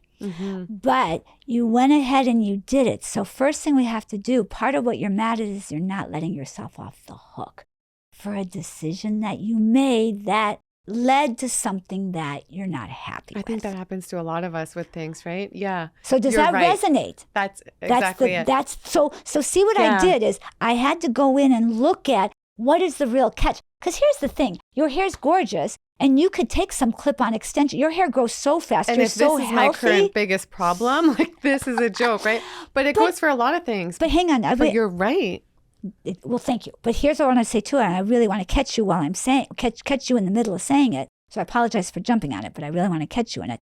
Is you don't want to diminish the importance of it, because that's part of why you're stuck in it. Because watch this. You keep going. So you're beating your. So is it okay if I say this on here? Yeah, is it okay of if I read this? Okay. Oh yeah. So this is really helpful for everyone watching. No, I'm happy for you too because it applies to a lot of things. It applies to everything. So number one, you have to let yourself off the hook and forgive yourself for you were too busy to go and do it and you did it anyway. But number two, you actually are in a lot of judgment about the fact you're upset about it. And so what happens is you're being pulled. Gate B, Toledo, Gate A. You're with your little wheelie suitcase going, zoo, zoo, zoo, zoo, zoo, zoo, zoo, zoo. So really listen to this. So the moment we can clear, and we'll do it right here and right now in this moment, Well, clear. So I need to tell everybody, when I hit energy that is in someone's space that they don't want to be there, that's kind of blocking your space, and it's kind of, you're bumping like up against resistance, right? Resistance. I'll start to yawn. And so if I'm yawning, that's why, because it's a part of the clearing process. And so that's just what I do. So I just have to tell them. So I have to tell you guys. So you are in, I guarantee you, when we let this go, you're gonna feel fine about the hair. And then you'll be able to make a new choice about A, B, C, and D and what you want to do. I don't like to have the resistance, because then if I'm like, oh, if I really have the resistance with something, then it's going to give me more things to attract to have the resistance. And I'm like, I got to let this go. So here's what we're going to do. Are you willing to be open to the possibility of letting go of the resistance right now? Yeah, you really are. You're really free in this. You're not hooked in it. You're really free. So the biggest thing is right now, let's do the biggest thing first. The biggest thing is you're beating yourself up and being judgmental about being angry about something as simple, and you're even saying the word petty, as vain or petty as a haircut. You're upset with yourself. Yeah. And so can we let that go? It's your gorgeous hair, and he effed it up. And hair is hair. And if you're cutting an inch or two off, it's going to be a couple months. And I want to honor you, and you want to honor yourself by loving your hair and loving the beauty of your hair and being able to be, it's okay, I love my hair and I love the beauty of my hair. But I think a lot of us are raised in a way where we feel bad to be, it's like we're told, That's the deeper part. And if we really did a big session, we would go into who was judgmental with you and what was the judgment in the family around your looks. You look, when I saw you today, I was like, you saw my face. I was like, oh my God, you're gorgeous. I could put you on the cover of Vogue. You look like the bone structure, the body with the outfit. You look like you just were in a photo shoot. You're stunning. But it's owning that. It's being able, somebody judged you on the way you. I love the yawning. Yeah. There was a lot of judgment around, growing up around, oh, that's silly. Don't put your attention there. That's silly. That's superficial. That's nonsense. But it's an expression of you, like fashion is. Like, have you ever seen someone shamed? Have you ever seen some fashion influencers that are shamed? Oh, yeah. Yeah, they're shamed. It's like, look at them. They're just, there's people dying in the world. Why are they? Well, it's fun and it's light and everybody has to wear clothes. You might as well be fashionable about it and you might as well enjoy it. And they're having the best time. So the ones that are successful have let go of that shame. So in this moment, can we let go of the shame about being able to be focused on how gorgeous you are and your beautiful hair and your beautiful body and your beautiful face and the expression of your fashion on your channel and in your life. Well, I feel better. Thanks. But so what you want to do is we really want to move it. So just close your eyes for a second. And we're just going to see like we're just going to flush it. Let's just see it flushing down the toilet. How does that sound? So you're just going to see it and just see that energy leaving out of your body. Whatever you give permission to, like I give myself permission. So your mantra is I give myself permission to let go of judgment around my looks. How does that resonate when I say that? It's huge, isn't it? And no one would know this to look at you. Had I not dove into this picture, we wouldn't have gotten to. That's why I'm saying, well, where'd you get that, Dr. I think we Elizabeth? go through other traumas too sometimes, right? And then it can trigger things when something happens too, right? Completely. So with that, how did that feel? That felt good. And then your next mantra is I give myself permission to express my full beauty out in the world. I love that. So go ahead, say that. I give myself permission to express my full beauty out in the world. Out in the world. Now let's look so that you feel a little better, don't you? It's a little less resistance there. Now let's look at, so the other thing we want to let go of is we want to let go of the place where you're in judgment about rushing and going to do the haircut and now beating yourself up for thinking it was some of these things just happen really fast, fast, you know? And I think it's like before I got married, when I was younger, I went to the dentist for just like a couple of veneers on my front teeth when I was like 21. And they were like, you can't just do 2. It won't look right. You have to do your whole smile. And I didn't really, Which it just is not happened true. so fast. Yes. And then I was like, okay, I just trusted them. And then they did my whole smile and they botched it at the time. And I was like, what the heck just happened? And Because right like my before smile, your I'd wedding, had braces right? off. Like I had nice teeth. Yeah. And it was so traumatic. So traumatic. So that's why I think like I get extra triggered if someone messes with like my body and something happens too That's that I'm not happy 1,000%. with. Yeah. I don't know. But at the same time, like it's just a shell, right? Like it's not who I truly am, so the body hang on. anyway. So but, hang on. So can we really do this? Mm-hmm. Yeah, of course. Did you watch how you went in again and negated your own value for what we talked about with owning your beauty? Oh, it's just the body. True. Yeah. And watch this. This is even deeper. You're right. Did you notice how unconscious? Like it's an unconscious loop. So in our clearing, when we do a session together, that's part of what I'll clear. Mm-hmm. There's an unconscious loop inside you that kicks in. There's a couple of them I see already. There's some unconscious loops that kick in. And what we'll do is we're already, what I'll do is in my sessions, I scoop you up into the higher dimensions. And you help people become their best self, And I feel like. It's 1,000%. And in that, then we're able to clear really effectively. Here we're just doing, I think it's a great idea to do a little something. Mm-hmm. But I can see those unconscious loops playing, and that's what, and they're playing, like playing meaning they're running, and then they're also triggering you. So the haircut was far more triggering because something has happened before, completely. And also, and I'm a bit of a perfectionist. So if I don't like something, I'm like, yes, I don't know. Maybe it's the Virgo. I don't know. Yeah, it's the Virgo aspect. You have the Leo aspect and the Virgo aspect, 1,000%, 1,000%. And so for now, can you just begin to let go of, remember we talked about self-punishment and harshness. It's a little harsh. And it's natural. We all do it. Listen, and you have none of it? Do you have none of it? You do it sometimes? sometimes? God, we all have it. Yeah, because I do it sometimes, yeah. I was not happy when they messed up my hair. two guys really messed up. Oh, trust me.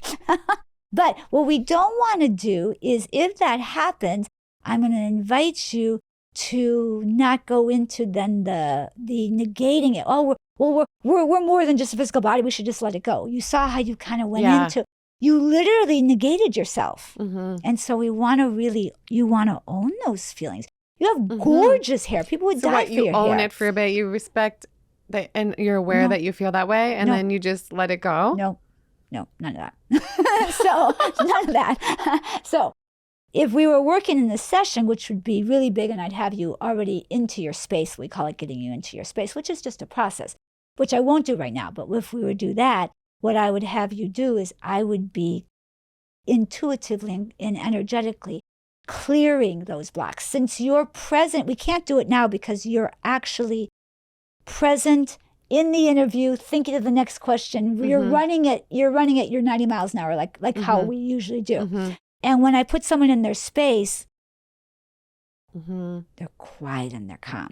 And from that space, I'm able to move. But I was able to see the pictures. So in seeing the pictures, I know exactly, and I read in present time. So even though I've seen these pictures, when we do our session for you, I'll read you in present time and we'll clear what's ready. I'm excited. I'm super excited. You said it the last time. I remember you said the first time we interviewed, you said you wanted to do it. And it'll be amazing. You'll love it. Next time I come here, we'll do it in person. But you do it with people too, over Zoom, things like that too, right? I only do it. I never do it I don't ever do it in person. Yeah, you guys have to go do a session with her. She's powerful, especially in person, but on Zoom too even. Oh, it's the same thing. Yeah. Even when I interviewed you on Zoom, I could feel... Yeah. It's the same thing because you guys, whoever I work with, you guys would close your eyes and then I'm able to go in. And also, it might sound weird to some people, but you'll get it. I energetically teleport myself. I literally had a client, I've had several clients say this, but specifically, I remember the first time that a client said this to me was years ago, and she was in New York and she said, "Oh my God, Dr. Elizabeth, I feel you sitting right next to me." She said, "You're in LA, I'm in New York. I don't know how that's possible, but I can feel." I said, "Well, I teleport myself to you when I read you. We're in the same space." And how we do that is I'm taking you out of space and time. The third dimensional realm is just that. It is space and time. We go out of space and time, and out of space and time, we're in the same realm, so I'm right there with you. So when we do the interviews, it's the same thing. It's why people are always, I have people all the time say, Dr. Elizabeth, they're always saying, come back to YouTube, please come back, which Gillian she did it, you guys. You have to thank her. She's the one who talked to me. I'm going to start, I think in August. Don't hold me to it. Okay. But August or September, I'm coming back. Good. I'm so glad. Yeah. Yay. I know, right? You're great on YouTube. And you get great views. But you're great. I love it. It's a lot of work, though. Well, here's the thing. But it's worth it. People will say, I will turn, if I'm going through a difficult time, I'll turn on your channel. You make me feel better. So I'm actually scooping them up into the higher realms because it was filmed in the higher energy. So people who watch it will, if they're tuned in enough, they'll feel that higher energy. Exactly. So that's what we do when we work together. So let's just finish with you with this little mini. I want people to know this isn't the real session because I actually do a whole process with you, but I want people to at least get a taste of it. And I want to help you clear this with the hair. So number one, are you willing to let go of the judgment about judging yourself that it is vain and it is trivial for caring about your hair? Can you let that go? Like really let that go. Like see a button in front of you and push the button and really let that go.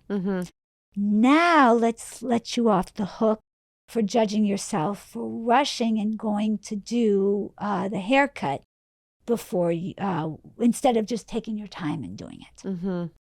Can you clear that one? So let that one go out of your body. And like I said, we're actually when I'm doing this when I'm doing this over the phone with somebody, we're actually in a process with it. Yeah, but I'm just and giving usually them a you're not doing taste. haircuts. You're doing more serious. Oh no, we're doing I mean, we could do traumas and stuff too. Well, but I don't know if you guys are ready for my traumas. No. Hang on a second. It's all, and this is what I really want you to hear. It's all the same thing. We don't want to trivialize anything. It's all the same. I really love the movie Eat, Pray, Love. And I remember in the beginning of the movie, the very first, I've seen that movie a couple of times. And so she's talking and she said, I remember my friend was assigned her. In the movie, Elizabeth Gilbert, played by Julia Roberts, is saying, it's a voiceover. And she said, I remember a friend of Elizabeth Gilbert's was a therapist and she was assigned the boat people who were coming over to take care of them. And she said, I don't know, how am I going to deal with this level of trauma with them? And then she said, when I got there, she said, all they wanted to talk about was my sister hooked up with my boyfriend who I was really in love with, but I think he's really still in love with me. And I had a bad haircut and I had this, because that's the stuff of life. We make it that the traumas are the only things and we can't let ourselves off the hook for being upset. One of the first things we talked about in the beginning of the interview is let yourself off the hook. We want to really let ourselves off the hook for not being self-punishing. I feel like that's one of the biggest things, punishing ourselves. It's a big, for everybody, it's a really big thing. Because especially if you were raised, if one of your coping mechanisms is perfectionism, which it is for me. It is for me. And it is for you. So letting ourselves off the hook is huge. But it's like things are going to happen, right? We're not going to live in a world where everything goes perfect. There is no such thing as perfect. Because sometimes I always want, something goes wrong. You know why? But it's like things are going to happen. So do you want to know why? Why? Maybe we can help let this go. It's a sense of control of the unknown. So in the work I do with my clients in my groups and in my large groups and in my masterminds and privately, well, remember in the very beginning I talked about empowerment. When we are empowered, we have a stronger sense of how we direct our life, which allows us to have much less uncertainty. I guarantee you, if you were already working with me as a client, you wouldn't have gotten that haircut. I guarantee you. Because I was thinking, how did I track that bad haircut? So, excuse me. Because in the moment, when it's all the negative energy of it coming out. No, well, not that. Not so much that. You were just rushing. And in the moment, you didn't stop to take a breath. I didn't decide to get a haircut. Exactly. He came to style my hair. And he was like, it needs a little trim. And he's like a world-renowned hairdresser. But it doesn't matter. And I was like, if I can trust anybody to trim my hair, it's probably him, right? But it's... So I just kind of went with the flow. So can I tell you something? But that was a mistake. Well, so let's call it was a misstep, but let's call it this. Your inner guidance and what I teach people is how to cultivate more inner guidance, inner wisdom, inner knowing, and intuition. If you look back, You didn't want a haircut. Your best self knew that. The deepest part of you knew, I don't want a haircut, because the deepest part of you knew that he wouldn't do the hair the way you want it. Mm-hmm. So when you begin to trust yourself even more, which this work does. You know what, too? Like when he was starting to do it, I had fear around it. And exactly. So that's probably why it got messed up too, right? No. So stay with me. So don't say anything for just a second. Stay with me on this. Yeah. This is huge. So the fear came from, your fear didn't cause the bad haircut. I want you and everybody else to hear that. Mm-hmm. Okay. Your fear did not cause the bad haircut. He was not the person to cut your hair. Mm-hmm. And the deepest part of you knew it, which is why you didn't schedule a haircut with him. You just scheduled a style. The fear came from the deepest part of you knowing this is not the person to cut your hair. Wow. The wisest part of you knew better. But then, so really listen to this and don't say anything just for a second. You overrode that with he must know better because he's so big. Wow, that says a lot about a lot of situations. Says a lot about a lot, from your teeth to a lot of things. So stay with me for a second, because this is a huge healing, huge. And this is like nothing compared to what we really do, but it's huge. Yeah. I want you to begin to own and trust your own. Well, first of all, let me say this first. When you are dialed in to your own self, breathing, did the meditation in the morning, even if just for a couple of minutes, and before you do something like a haircut or something, because a haircut is big. A haircut is big. Mm-hmm. Teeth are big. There's those things we don't want to negate that. You take a breath and then you tune into yourself. That's tuning into your higher self, your inner being, where your guidance is. I call it our GPS, our guidance perception system. I'm going to say that again. It is huge. Our our own cars have GPS. That was like my GPS. That wasn't me being like fearful. Something's wrong with me. Your GPS was saying, warning, warning, this is not the person to cut your hair. You're right. Because even around some people in my life before, when they've been like not the right people for me, I felt off around them. You feel. And it's not my anxiety or me. It's like, I shouldn't be around them. Well, you're right. I don't know. Maybe the bad haircut was worth it because you just really made me realize something. And in that awareness, that's what changes your life, when you understand things. Ding, ding, ding, ding, ding. And listen to this. Now we're going to go to the next step. If I had you in a session by myself, we would be really, really going deep. But imagine getting through traumas with you. Oh, it'll be huge for you. Yeah. This is what I do. I clear big traumas for people. And when they clear that shit, that made me realize so much, though, because there's been so many situations in my life in the past where I haven't felt comfortable around certain people. And I thought, you think it's your anxiety or you think it's you. But no, it's your GPS being like, don't surround yourself with this person. So can I give you something even deeper than that? Yeah. You also, it's really good to move fast. And I move really fast, too. But moving fast can be a coping mechanism. And sometimes you move a little, like, I don't want to say the word too fast, but sometimes you move really fast so as not to feel. And that can cause trouble as well. And the haircut was a little bit of moving fast and then that happening as well. So as you work with me, as we teach you how to use the tools and do all this, what happens is that you really begin to sense and see and feel what's right for you, what's not. And then you have the empowerment through this work we do together to be able to speak your truth and say, no, I'm good today. Just a style. And then you say, no, I can just say, no, now I know that. I'm good. I'm good. Yeah. And so what we want to do, and this is what I've been saying since the beginning of this interview, it's learning it's what I teach. I teach awareness, how to wake up, and how to access your intuition, which is your GPS, your guidance perception system. And when we do this, it eliminates anxiety. Anxiety comes from feeling like we don't have any sense of ability to direct our life. it'd be like sitting in the back seat of the car with a blindfold on and nobody's driving. It's terrifying.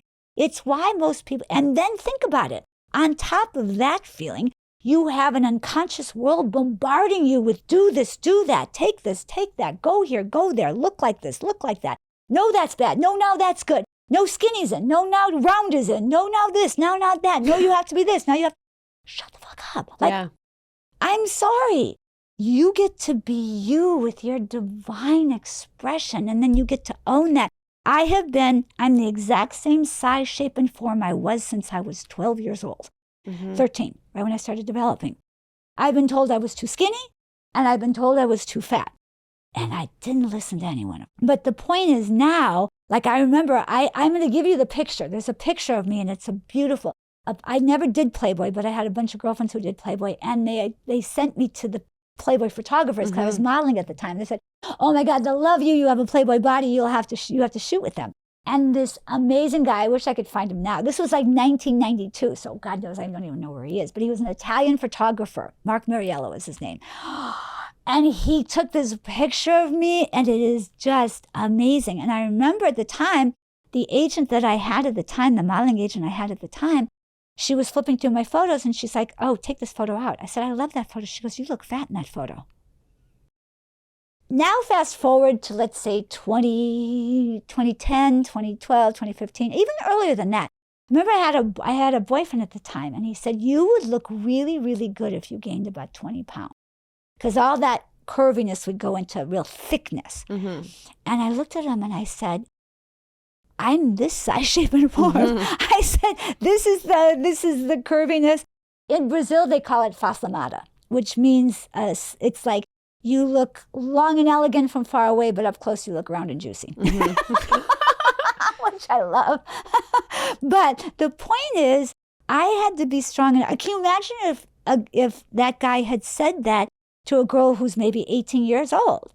She would have messed up her life. She could have just got, and not to say gaining 20 pounds, but she would have messed up her life and messing up her health and not being able to be the size, shape, and form and then she would always be messed up because she would be adjusting herself according to what someone else, instead of being, no, this is me, and this is the size, shape, and form I want to be. Yeah. Wow, powerful. Right? Well, I'm just wondering too, like back with what, like the hair stuff and all that. Yeah. That just really made me realize so much about life with the GPS and listening to yourself. Our guidance perception. Is there something that comes to mind with you where there was a case where you didn't listen to your GPS and then something happened? Well, let me do this first. Before we do that, I want to just finish up with the hair because it's really, really important. So now that we gave you a little bit of awareness of what's going on, which will be really, really helpful if we... That helps me the most. Like the awareness. That's the why, you know what? Awareness is huge. I went through some trauma a couple years ago, and I talked to a lot of therapists, and nothing helped. It was just I'd feel worse at the end of the call. Can I tell you why? And then I found Dr. 𝙢𝘼𝙈, like the therapist that I use, and he just makes you understand things and understand why things happen. And then I'm over it. Like, so it's just like, boom. Let me share this. The deepest part of what I do, we aren't really able to do here. But that part that's one step past just the awareness, where we actually clear the energy out of your physical, mental, emotional, and energetic body. So it's one thing to have awareness, but then it comes back. When we clear the energy out, it's gone for good. And that's the next step. So that takes it to the next level, which is really next level. So let me just give you this. Now, because you have the awareness, but you might, in a day or two, it might kick in with the hair. You want to have steps. What can I do right now? For sure, no New York. Don't go New York. Don't do that. Because cutting it more won't make you happy. I'm telling you that for sure right now. Yeah.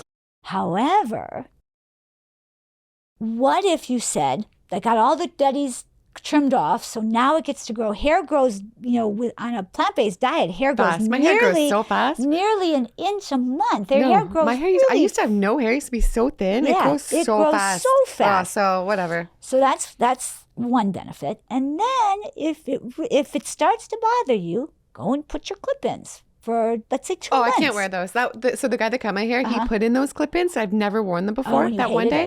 And he was like, I'm going to try these. And I was like, oh. So I just went with the flow. I'm like, maybe it's meant to be. Okay, I've never done these before. I couldn't stand them. Okay, you hated it. I hated it. Okay, so no on that. So instead, all you have to do is put your focus and attention on your hair is healthy now and you're growing it. And that's it. But then now that you have the awareness, and then when we work together, we're actually going to clear some of those deeper things that are going on for you. Okay? I love it. I love it. Yeah. Yeah. Okay. So. Well, it's good because we all want to live our best life, right? And these things do that. It's all these things, the fitness, the food, the clearing the energy, the positive thinking. We were going to talk about fitness for a second. You wanted to talk about fitness for a second. Or you can continue on with where you're at. Okay. Age and dating. I want to talk about age and dating. Okay. Well, another topic. And since you're 64, you have so much energy. Yeah. Speaking of hair. Now mine's driving me crazy. Okay. Yeah. Okay, go ahead. Well, you're 64. You're beautiful. You have so much energy. Tell me a little bit about age and dating. Okay. I love this question, and I talk about this a lot. I think that it's really important that we don't focus on age, because I have met so many people who are incredibly mature at a much younger age, and I've met a lot of people who are incredibly immature at a very mature age. And I think what it is, it's about not limiting ourselves. I remember the very first time, I pretty much, up until I was around 37, 38, I always dated kind of around my age. So within a couple of years of my age. And I remember I was at the gym and I met this guy, and it was funny because he dropped something and I picked it up from him. I said, "Oh, you dropped this." And he had this big, beautiful smile.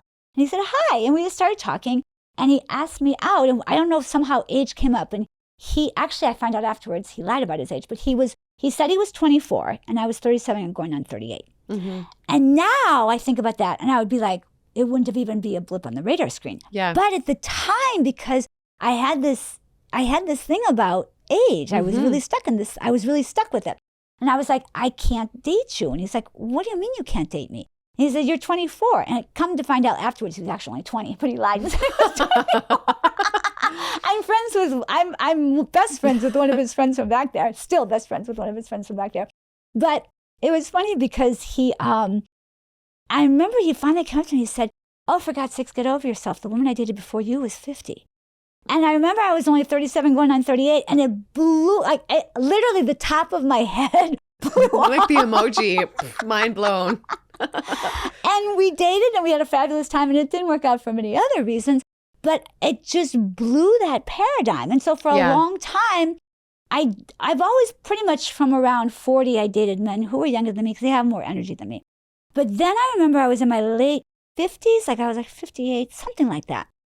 And I somehow, again, very limiting on my part, I had an arbitrary cutoff of 40. I wasn't going to date under 40.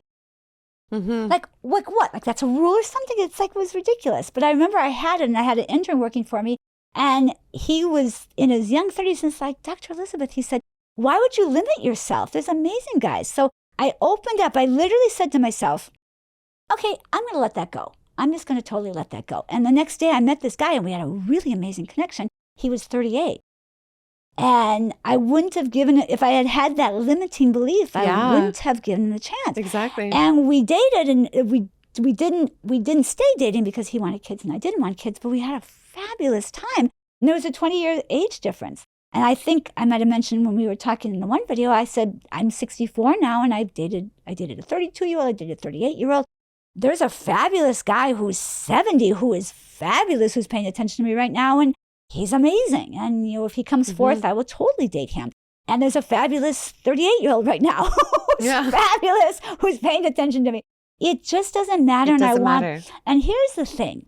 It has been palatable for men to do it for a very long time, but not for women. And so I really wanted to make a point of coming on and saying this, that it's really important that we give ourselves permission to think outside of an imaginary box that is only limiting anyway. With everything, there's all these boxes with all these things, right? Well, that's my whole thing is live outside the box. That's the whole premise of, in fact, what I say this on Instagram all the time. I said, develop a blatant disregard for life's memo about aging. I love it. Right? I love it. It was a great download. I love that so download. Empowering with that. It's so empowering. Like, why would you have to be limited by that? Like, says who? Like, says who? We don't have to do. So true. We don't have to do any of that. So true. I love that. Yeah. So I want people to really know that they can give themselves permission to date someone, same sex, opposite sex, age difference. It doesn't, race difference. It doesn't matter. It's, if we are lucky enough in life to find true love with another human being where you're connected body, mind, heart, soul, and spirit, that's the best gift in the world. Yeah, that's all we're really looking for. So true. I really invite people to do that. It's well, really you're important. incredible. And the energy you have. No, it's like you could go on for like, no, I love it. But you just, the energy doesn't stop. No. It's just like natural and just almost like superhero energy. I don't know. It's hard to explain, but you have some of the best energy I've ever been around. Literally, I mean that. You're so uplifting and it's so inspiring. You inspire so many people. So I love having you on. Thank you. Can I tell you though, what it is, and it's available for everybody when you tap in to the divine. That's why I love what I do. I love helping people with this because it's like you tap into the divine. It's like plugging your tail into the tree of life. You have nonstop access to it, which is like amazing. So and I really genuinely from the bottom of my heart, I adore you and I love you and I really appreciate. Me too. I love you so you much. You're amazing. Give me a hug. So much fun. Oh my God, you guys, this was so much fun today. This was amazing. I hope you guys loved it. I love having Elizabeth on. She is amazing. She's one of my favorite people. I'm so happy I met you. That's doing what I do. I was thinking in LA, I'm still in LA. I was thinking the other day, it's one of my favorite parts is all the amazing people I meet, like you and everybody I meet. Like, I'm so blessed. I've met the most incredible people through what I do. And here's the thing. Your guidance led you to do what you do. And then your guidance, because you reached out to me. Your guidance is what led you to reach out to me. And everybody that you've had on, you've reached out to. And they all say yes. Yeah. Everybody just says yes. It's meant to be, like with my channel, you know? And you want to really own that and really like, that's you. That's your empowerment. And my guidance said to start the channel, you know, it felt right. Even though some people around me were like, this is crazy.